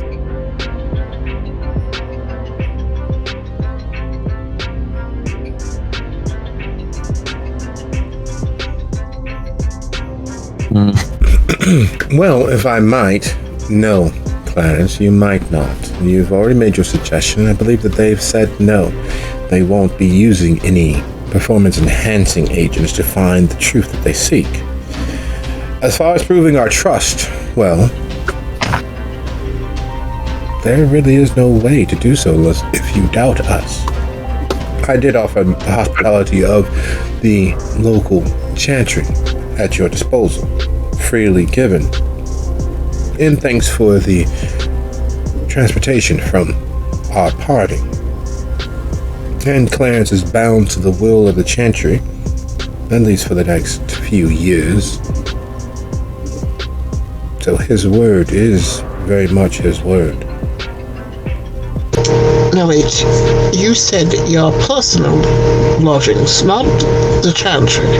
The chantry might be reasonable enough place to stay. Nobody seems to know where that is. Of course. We do our best to have a public face and a private face. The chantry of Dalton actually is not in fact in Dalton. It is at the border of Riverdale and Dalton. It's not far from the original Rosie. Close enough that the music had become a favorite for some of the acolytes.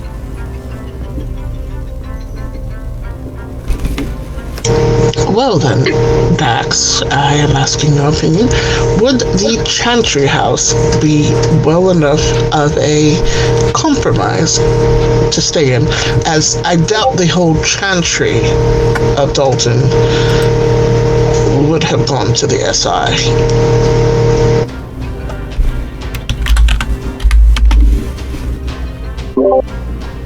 I mean, you can do as you wish.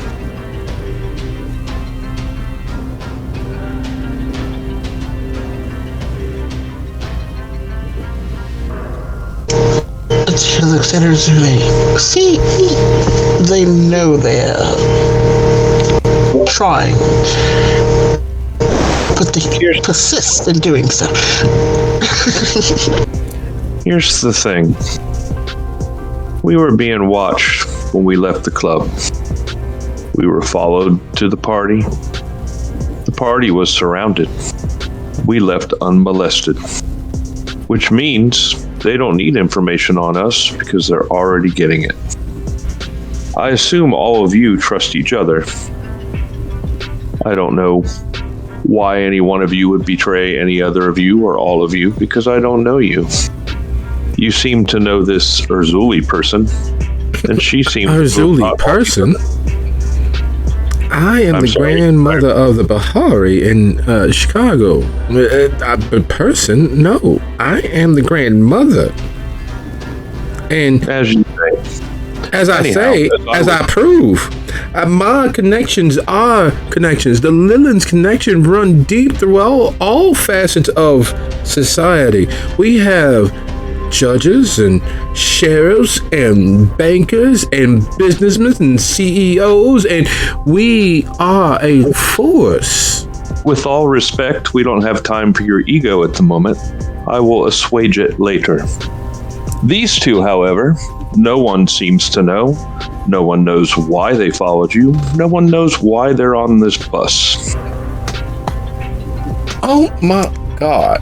Look, it was all interesting and fine and good while everyone was curious as to who's following whom. That's fine. It was interesting. It is no longer interesting when you impugn my standing. The people, the local rented police officers and agents who are following us are our security. They are ensuring that the other kindred believe that they are being watched so that we are able to avoid Decibel's attempts to further harm us. It is not an easy thing carving out a domain right beneath the most jealous individual that there is. And you all finding them interesting was entertaining, but now this has gone too damn far. Can we have a little fucking respect, please? If I'm yours. Yeah, so,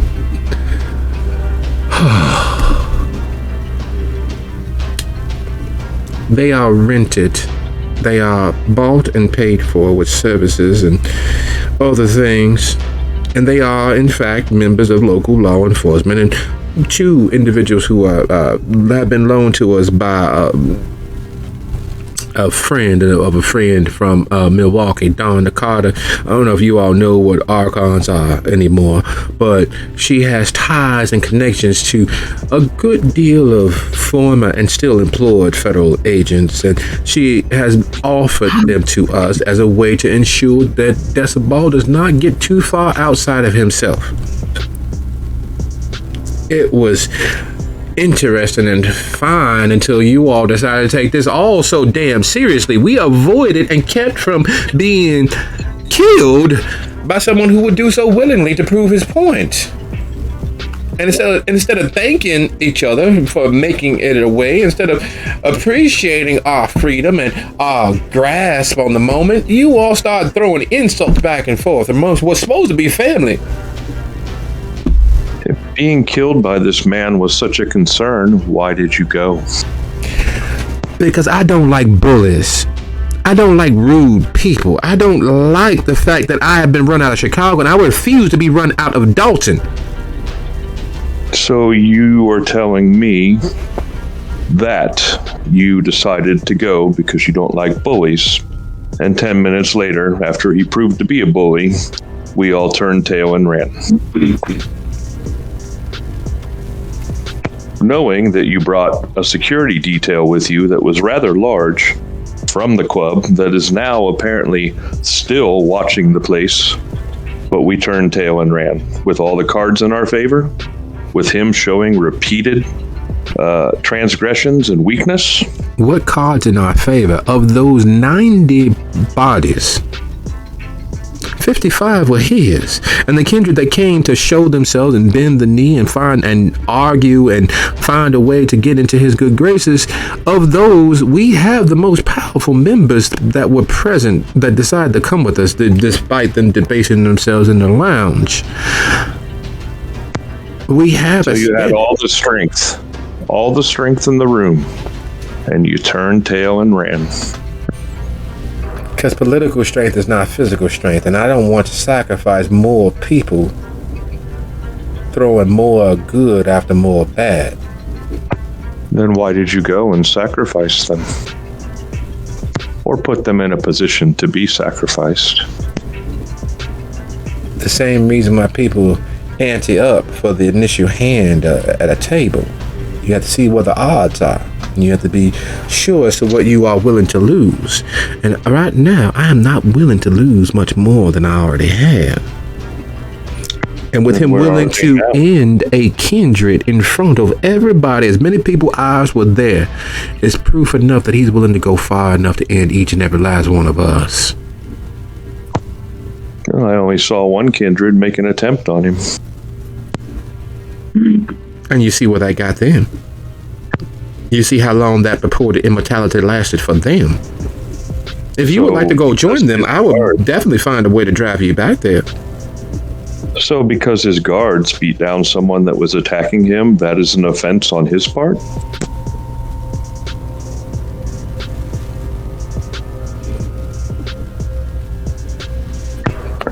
I'm not following your logic. You are asking questions and using a Socratic method, but could you be a little more plain and a little bit more direct for those of us who had a public school education?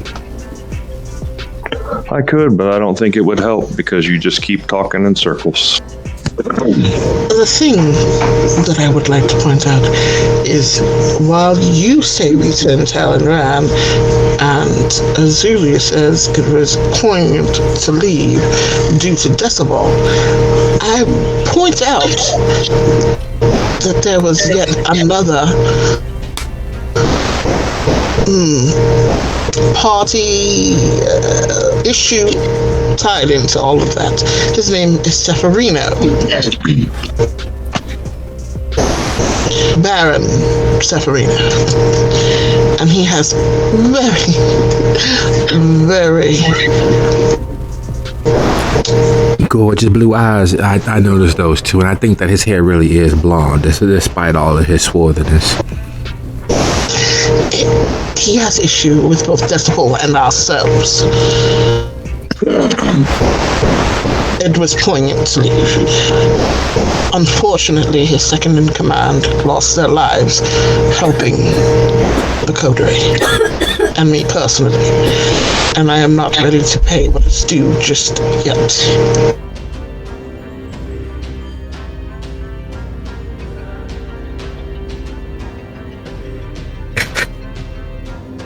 Now wait, Dax, how long have you seen these people following us for? At least not Rose's people, but what you assume is the SI? Since we left the club. They weren't with us when we left the club. The only people with us was Muzan, Zach, Dia, me, myself, and you, and Dan. So maybe it's one of you or someone in your organization. The SI aren't the SI. Well, they may be, but they're not currently members of the SI. They're not on the clock, as it were. They are, like I said, rented and used due our connection or ties to the local Archon, who operates predominantly out of Milwaukee, but all through the Midwest. As the Archon, their territory and their domain that they patrol is roughly 500-600 miles around the central capital city, Chicago. So we are well within their range, well within their domain. These individuals they have pulled with are helping us. Now, talking around in circles being what the questions seem to be driving towards.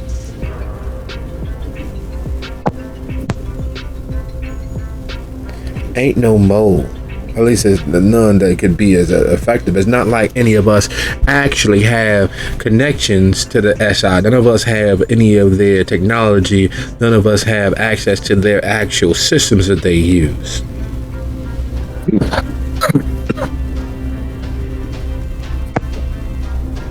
As you say. I know I do not. I'm probably the most connected of us all.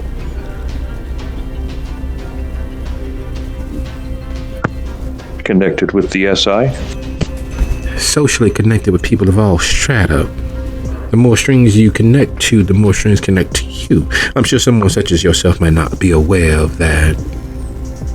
Now, dear, that wasn't a no, was it?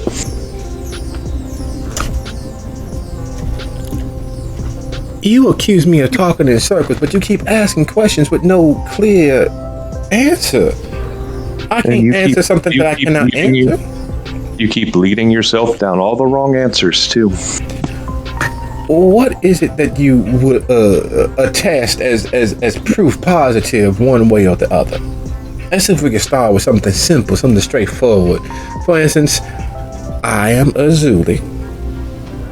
That is Dia Concordia, to those with some respect in themselves. That Mr. over there has introduced himself as the regent of the co-regent, I believe, and that's his loyal manservant, that mass of less than muscle. And the individuals on the floor written in whatever they are written in currently are members of various other domains that saw us as the best option. Now him, and she points directly at Muzan, he is the most high-standing member of the Nosferatu of Dalton. And then he points to Frost. He is a former member of law enforcement who is Dia's adoptive child, and, well, a very rough and tumble sort of character. He is her enforcer, I would suggest and believe. And then he points to Zach. And he is, well, her advisor of some sort, particularly probably as far as positions and how to connect with the youth of the world. And those two I can't quite rightly attest of anything, except for that they have excellent taste when it comes to ensembles, one being more than the other, but they are both young and new to the night, which leaves you. And I am Dax, and I am just trying to help all of you. And only one of us seems to be rather resistant to that idea.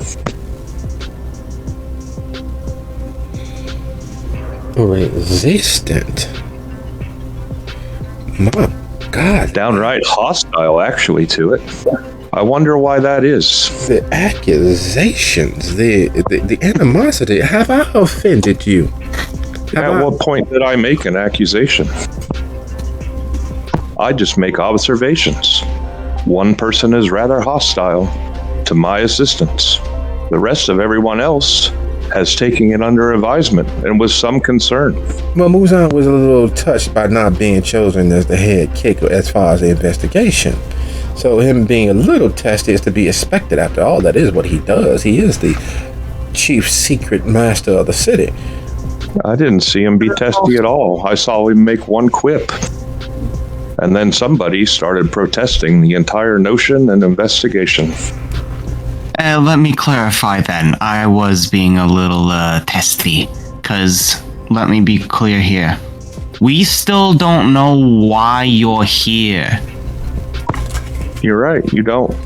But I am helping you. I didn't have to. I could have gone my own way. I could have not brought it up. Then why didn't you? In the spring. Please enlighten us. I'm wondering that myself at this point. We're just wasting time at this point. I am quite curious. Didn't they say something about you all being connected with the Prince of New Orleans? Who exactly is the Prince of New Orleans? I thought it was Marcel.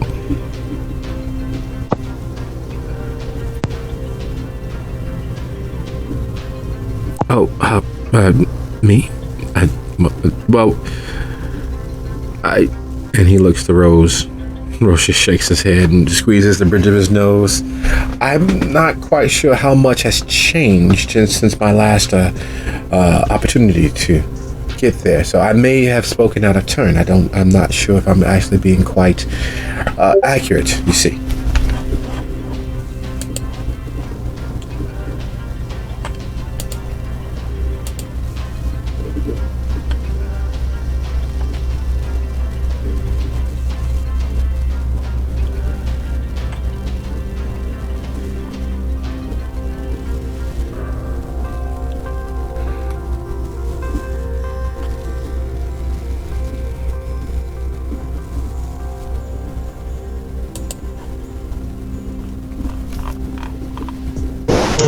If we are quite done biting each other's asses, can we at least come to some sort of agreement? You were saying, Azuri, that those people were rented and not actual cults. If we believe that, then there's no danger and we can return to the Pescateers through alternative means. Not through the front door or the back door, but through one of the other many ways in. But the sun is coming soon and we need to make a decision. Once we are somewhere ensconced safely, we can figure out what to do about the SI so this doesn't come up again at another point in time.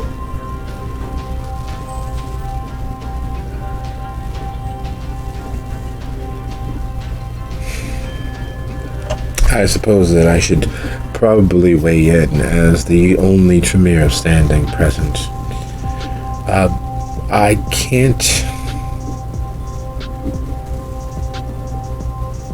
I shouldn't lie to you all, so therefore I will not. We are aware as to your connections to and with certain powers. As such, we have done several scryings to see what might be the most advantageous place to connect with you. Tonight being one of them. You will be sat upon if things work out the way that they are destined. Your bonds with each other will be tested if everything is to be as viewed. If all of the portents are accurate, you all are situated in such a place that a betrayal is all but destined.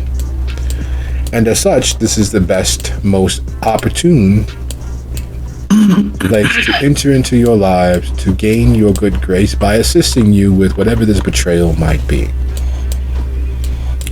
Unfortunately, as with most things when dealing with premonitions, we are not sure how close to the moment of impact we are, whether it has simply happened already and we might be able to help you pick up the pieces, or whether it is in the offing.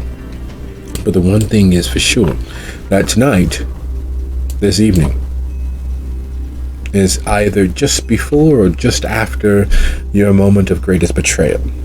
And we, seeking your friendship and your assistance, would have liked to help with it, one way or the other. So, the offer still very much stands for you all to alight and enjoy the hospitality of the Chantry. To indulge and engage in what peace we might be able to provide for you, as well as sustenance that comes at no expense to you in the moment. All that we ask is the ability and opportunity to potentially prove ourselves as allies, if not friends.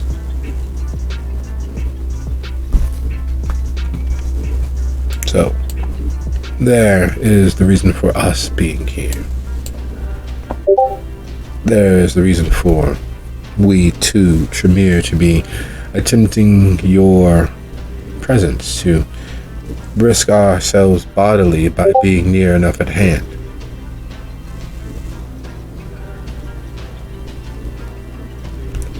I can't attest for the others, and I wouldn't begin to try. But I can assure you that all that we want out of this evening is to be of use to you all, to begin forming the bonds of an alliance.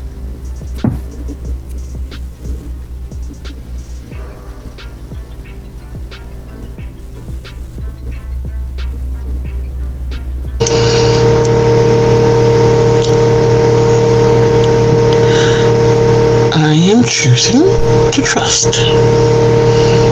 Yes, I have been stabbed in the back before, and I'm sure it will happen again. But for the evening, we have much to lose. Nothing to lose. To say so would be absolutely ridiculous. But were we to be followed to the country house and summarily attacked there, then the Tremere would have as much to lose as we do. I am going to use that as a shield, and we shall go to the Chantry House. Does anybody have any dissenting or alternative but productive opinions?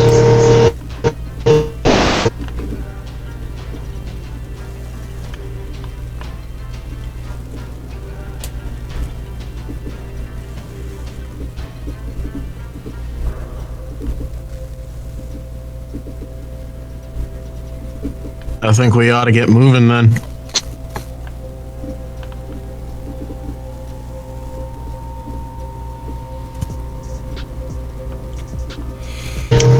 Seeing as how it's fairly silent, fine. Cone, address to the Chantry House, please, so that I can get us moving again.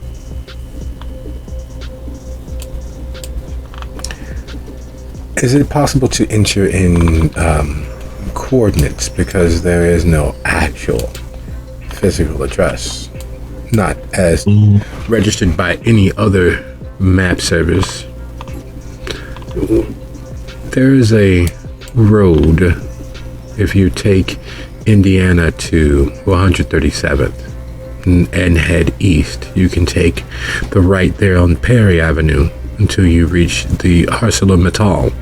From there are several roads that lead you through and behind the train yards north until you reach our Chantry House at the end of the one road that has access this side of the river.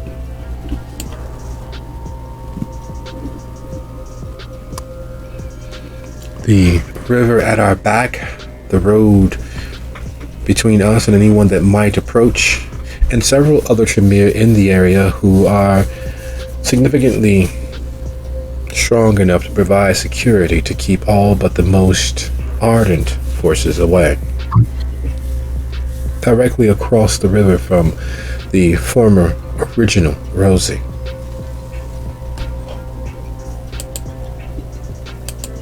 The current Rosie too.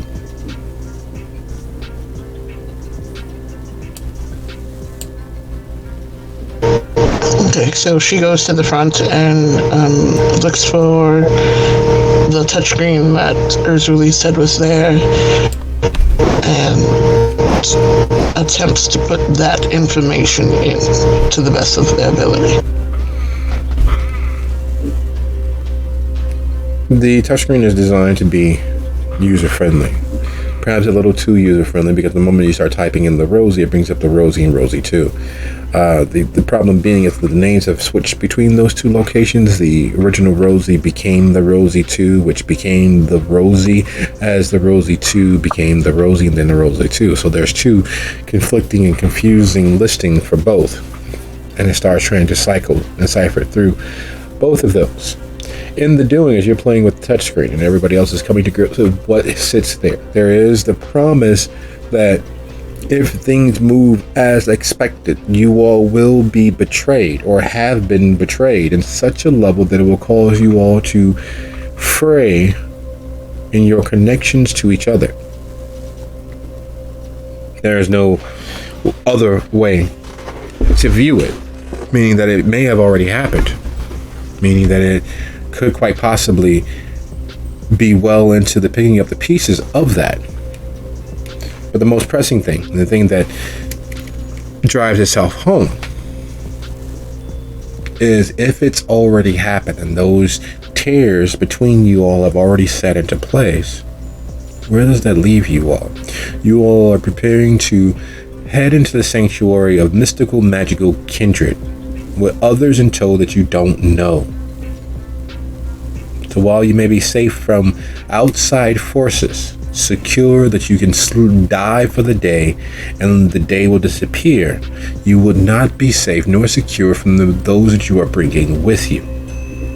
Urzuli has an agenda that is her own, that is the founding and establishing of a Bahari nation.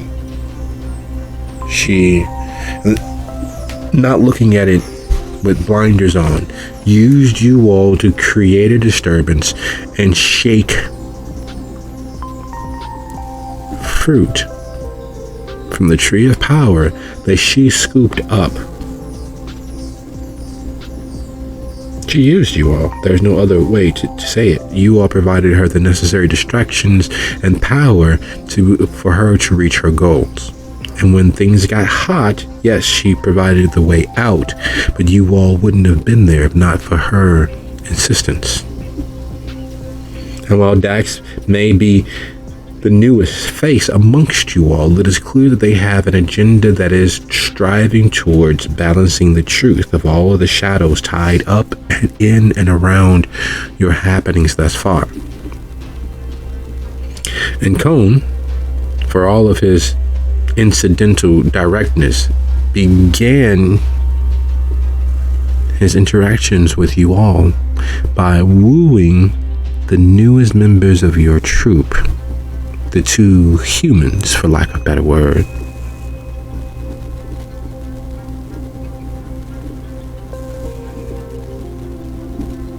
There's a lot to process.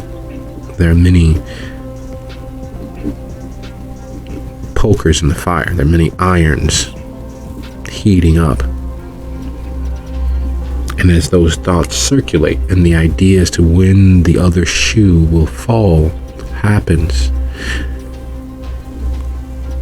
there's a signature glow and a happenstance when sirens and police lights and fire ambulance lights are used. There's a oscillating red, blue, and white. Sometimes yellow is mixed in, but for the most part it's red, blue, with a little white thrown in, so that it is clearly a matter of emergency. And as dark as the Dalton streets are, that glow is unmistakable. That swirling vortex of light is, well, it causes your already dead blood, your already dead vitae to go colder and cooler as that light, that signature oscillating light, lights up the front of the beast. Parked as you all are, your lights are still on, so initially it's not quite as bright as one would expect, though no less discernible. Sitting where you all are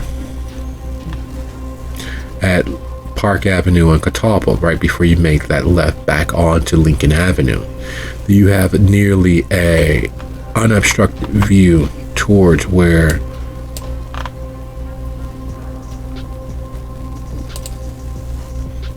the church that had been one of the few places open late, where if you just further down, there is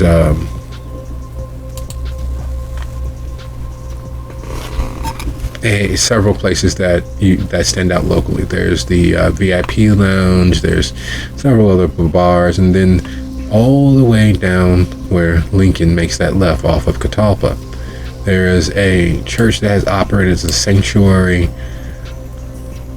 for most homeless, abused, fleeing bad situations. It's a place where, you know, young mothers can, no questions asked, give their children up for adoption to be taken in by the church and therefore a good home in the state afterwards, no questions asked. It's not a police or fire department, so it's one of the safer places for such things to happen, as teenage pregnancies do occur.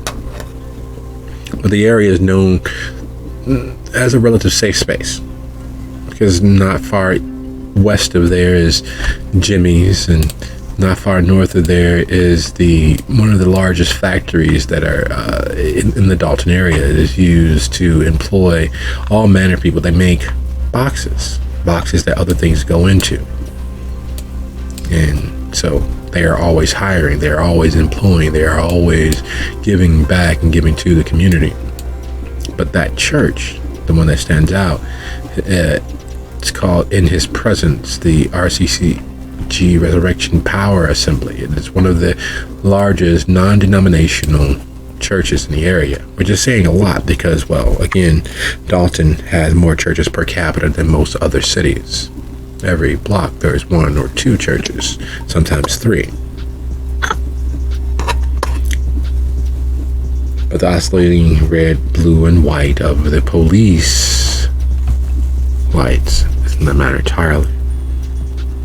And whatever is happening at that church is significant enough that is lighting up the entirety of 138th, that is lighting up the entirety of that portion of Lincoln Avenue, which stands between you and where you all are heading as Dia finally gets the address put in. And you all know that you need to make it past there. You need to back up, back down the top, find your way west through, 142nd, 143rd, or maybe even as far as going back to 140th and circling up and around, which puts you out of position, which means you'd have to be driving through a portion of no man's land. It means you would be, in essence, heading into Severino's territory, into his domain, into Riverdale proper. Or you can take your chances and drive through the conglomeration of police and other entities raiding a church.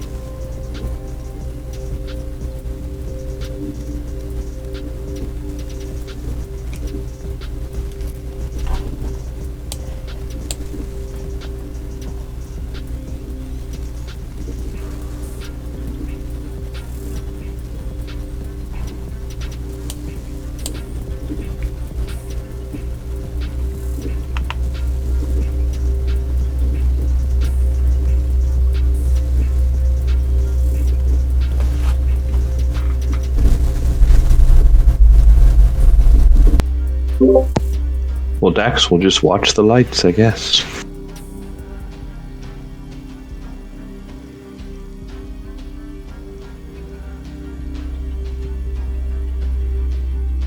Frost is gonna keep his eye on Dan.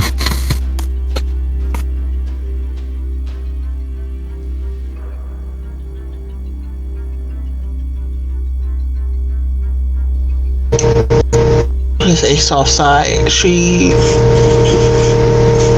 makes the correction, of course, to send them through Severino's space, seeing as how Severino is probably currently tied up with whatever's going on at the party they left. So unless that was quick and done and over with, it would probably be the safest and quickest route for them.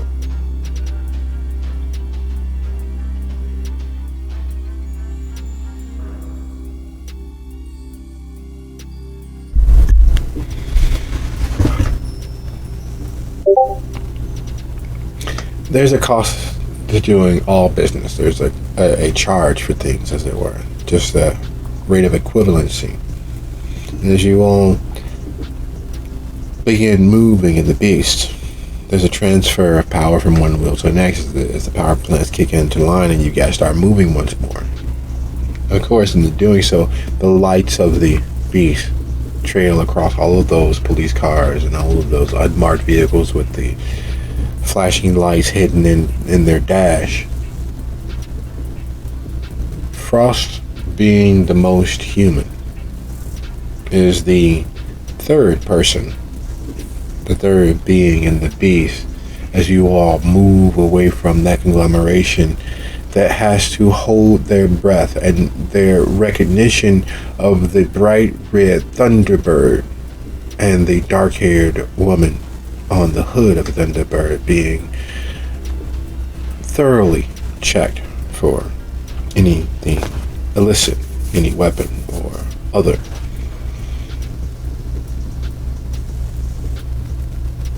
Dax being the fourth individual as you all make your way, and the lights flash over some of the people moving in and out of the church as you realize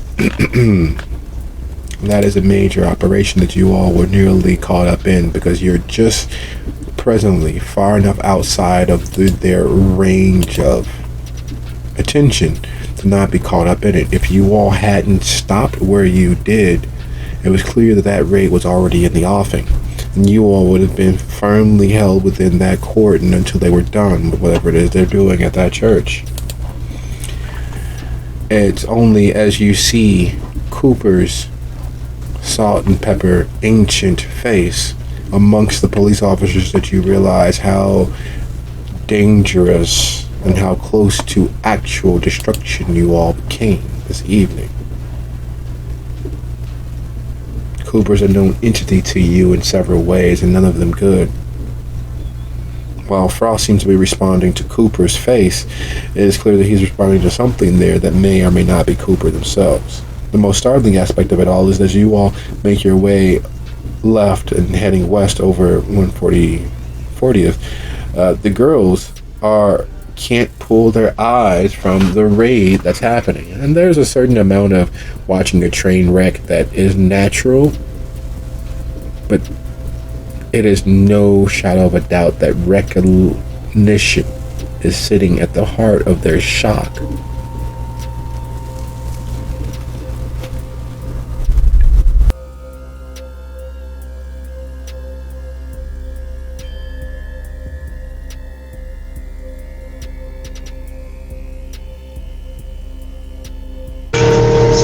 I take it you know them, or some of them.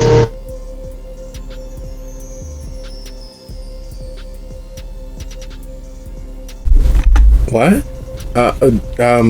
Yeah, we recognize that card. That's, Celis speaks up as Faye stumbled over her word. She's one of the delivery drivers for several of the weed dealers in the area. In fact, her and Arsenio, my brother's security, seem to have known each other really well. It's just odd seeing her out here in the middle of nowhere.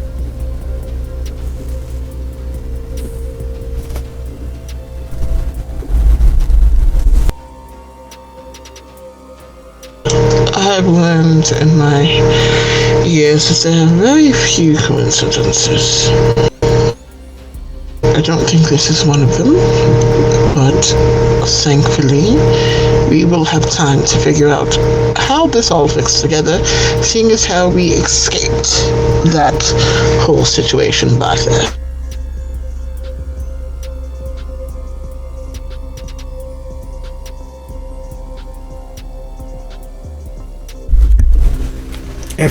If you all don't mind me saying, I'm hoping that I'm not the only one that feels as if we just escaped, damnation. It feels very close to, our grave was already prepared for us. Whose idea was it to stop where we did? They may have just saved us all temporarily.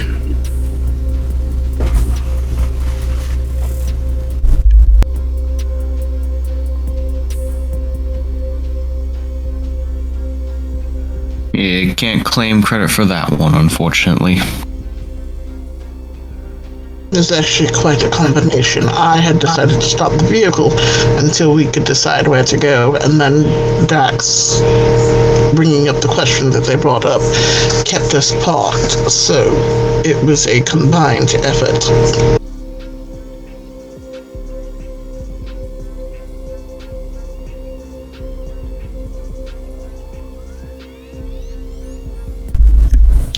Quite good, whatever it was, whoever it was. My hat's off. We Tremere. Bartleby, that is enough. Oh, quite right, quite right.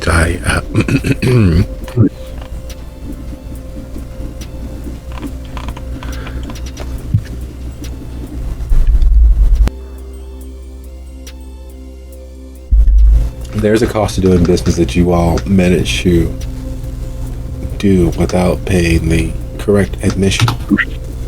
For every good deed that goes unturned, there's a bad one in the offing. And as you all follow the path to the hidden Tremere Chantry, you all realize that it's not quite as hidden as you all believed. You realize that you've seen this place before. You all realize that the building to your left is Regent Rich's abode. And you realize that the place where you are heading is Faustina's former abode. You've seen it from across the river from the Rosie. And you realize that its close proximity to the original Rosie, now the Rosie 2, was what helped Faustina get her claws into all of that lovely vitae flowing in and out of the Rosie, all of the blood that they used, all of the, well, illicit activities that they were engaged with. And as you all settle in, you realize that while it is a protected and secure location, it is in fact the territory and, well, former territory of your former enemy. A person who had every intention of laying you all low, and who is responsible for the death of several individuals close and dear to Zach, close and dear to Severino, near enough to Dia to matter. There's something about walking into the home of the vanquished that does not quite sit well.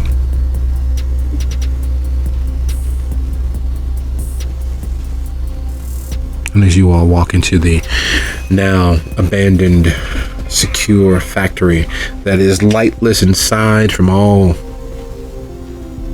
stretches of the idea of UV light, you realize that the place is a fortress. The walls themselves, unlike most other factories, aren't just corrugated steel or prefabricated anything. No, the walls are stone, clearly transported here from elsewise, because most of the bricks in Chicago are made of mud and silt. This is actual stonework that had been carved into the bricks that they are. The floor beneath you is not some tiled or wooden thing, nor poured concrete. No, each of the stone tiles have been inlaid into the floor, again transported from somewhere else. The machinery that would normally profligate the floor all around where you all are standing is non-existent. There aren't any even bolt holes into the stone beneath it. Chains above, hanging overhead,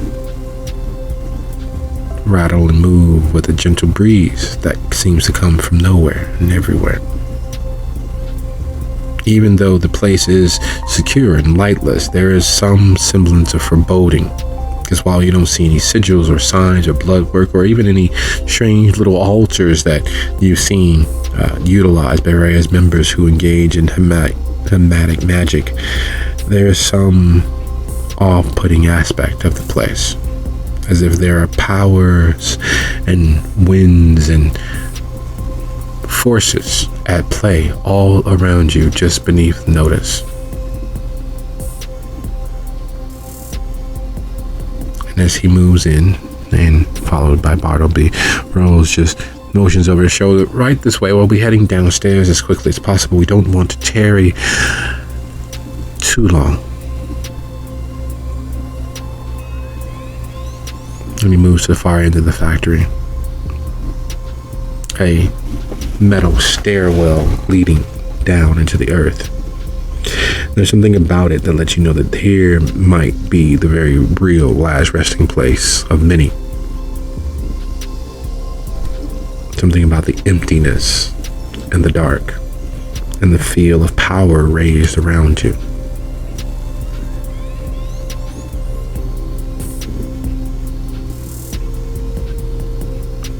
And as those thoughts play with the coterie, play with everyone's minds, there is a very real feeling of what next?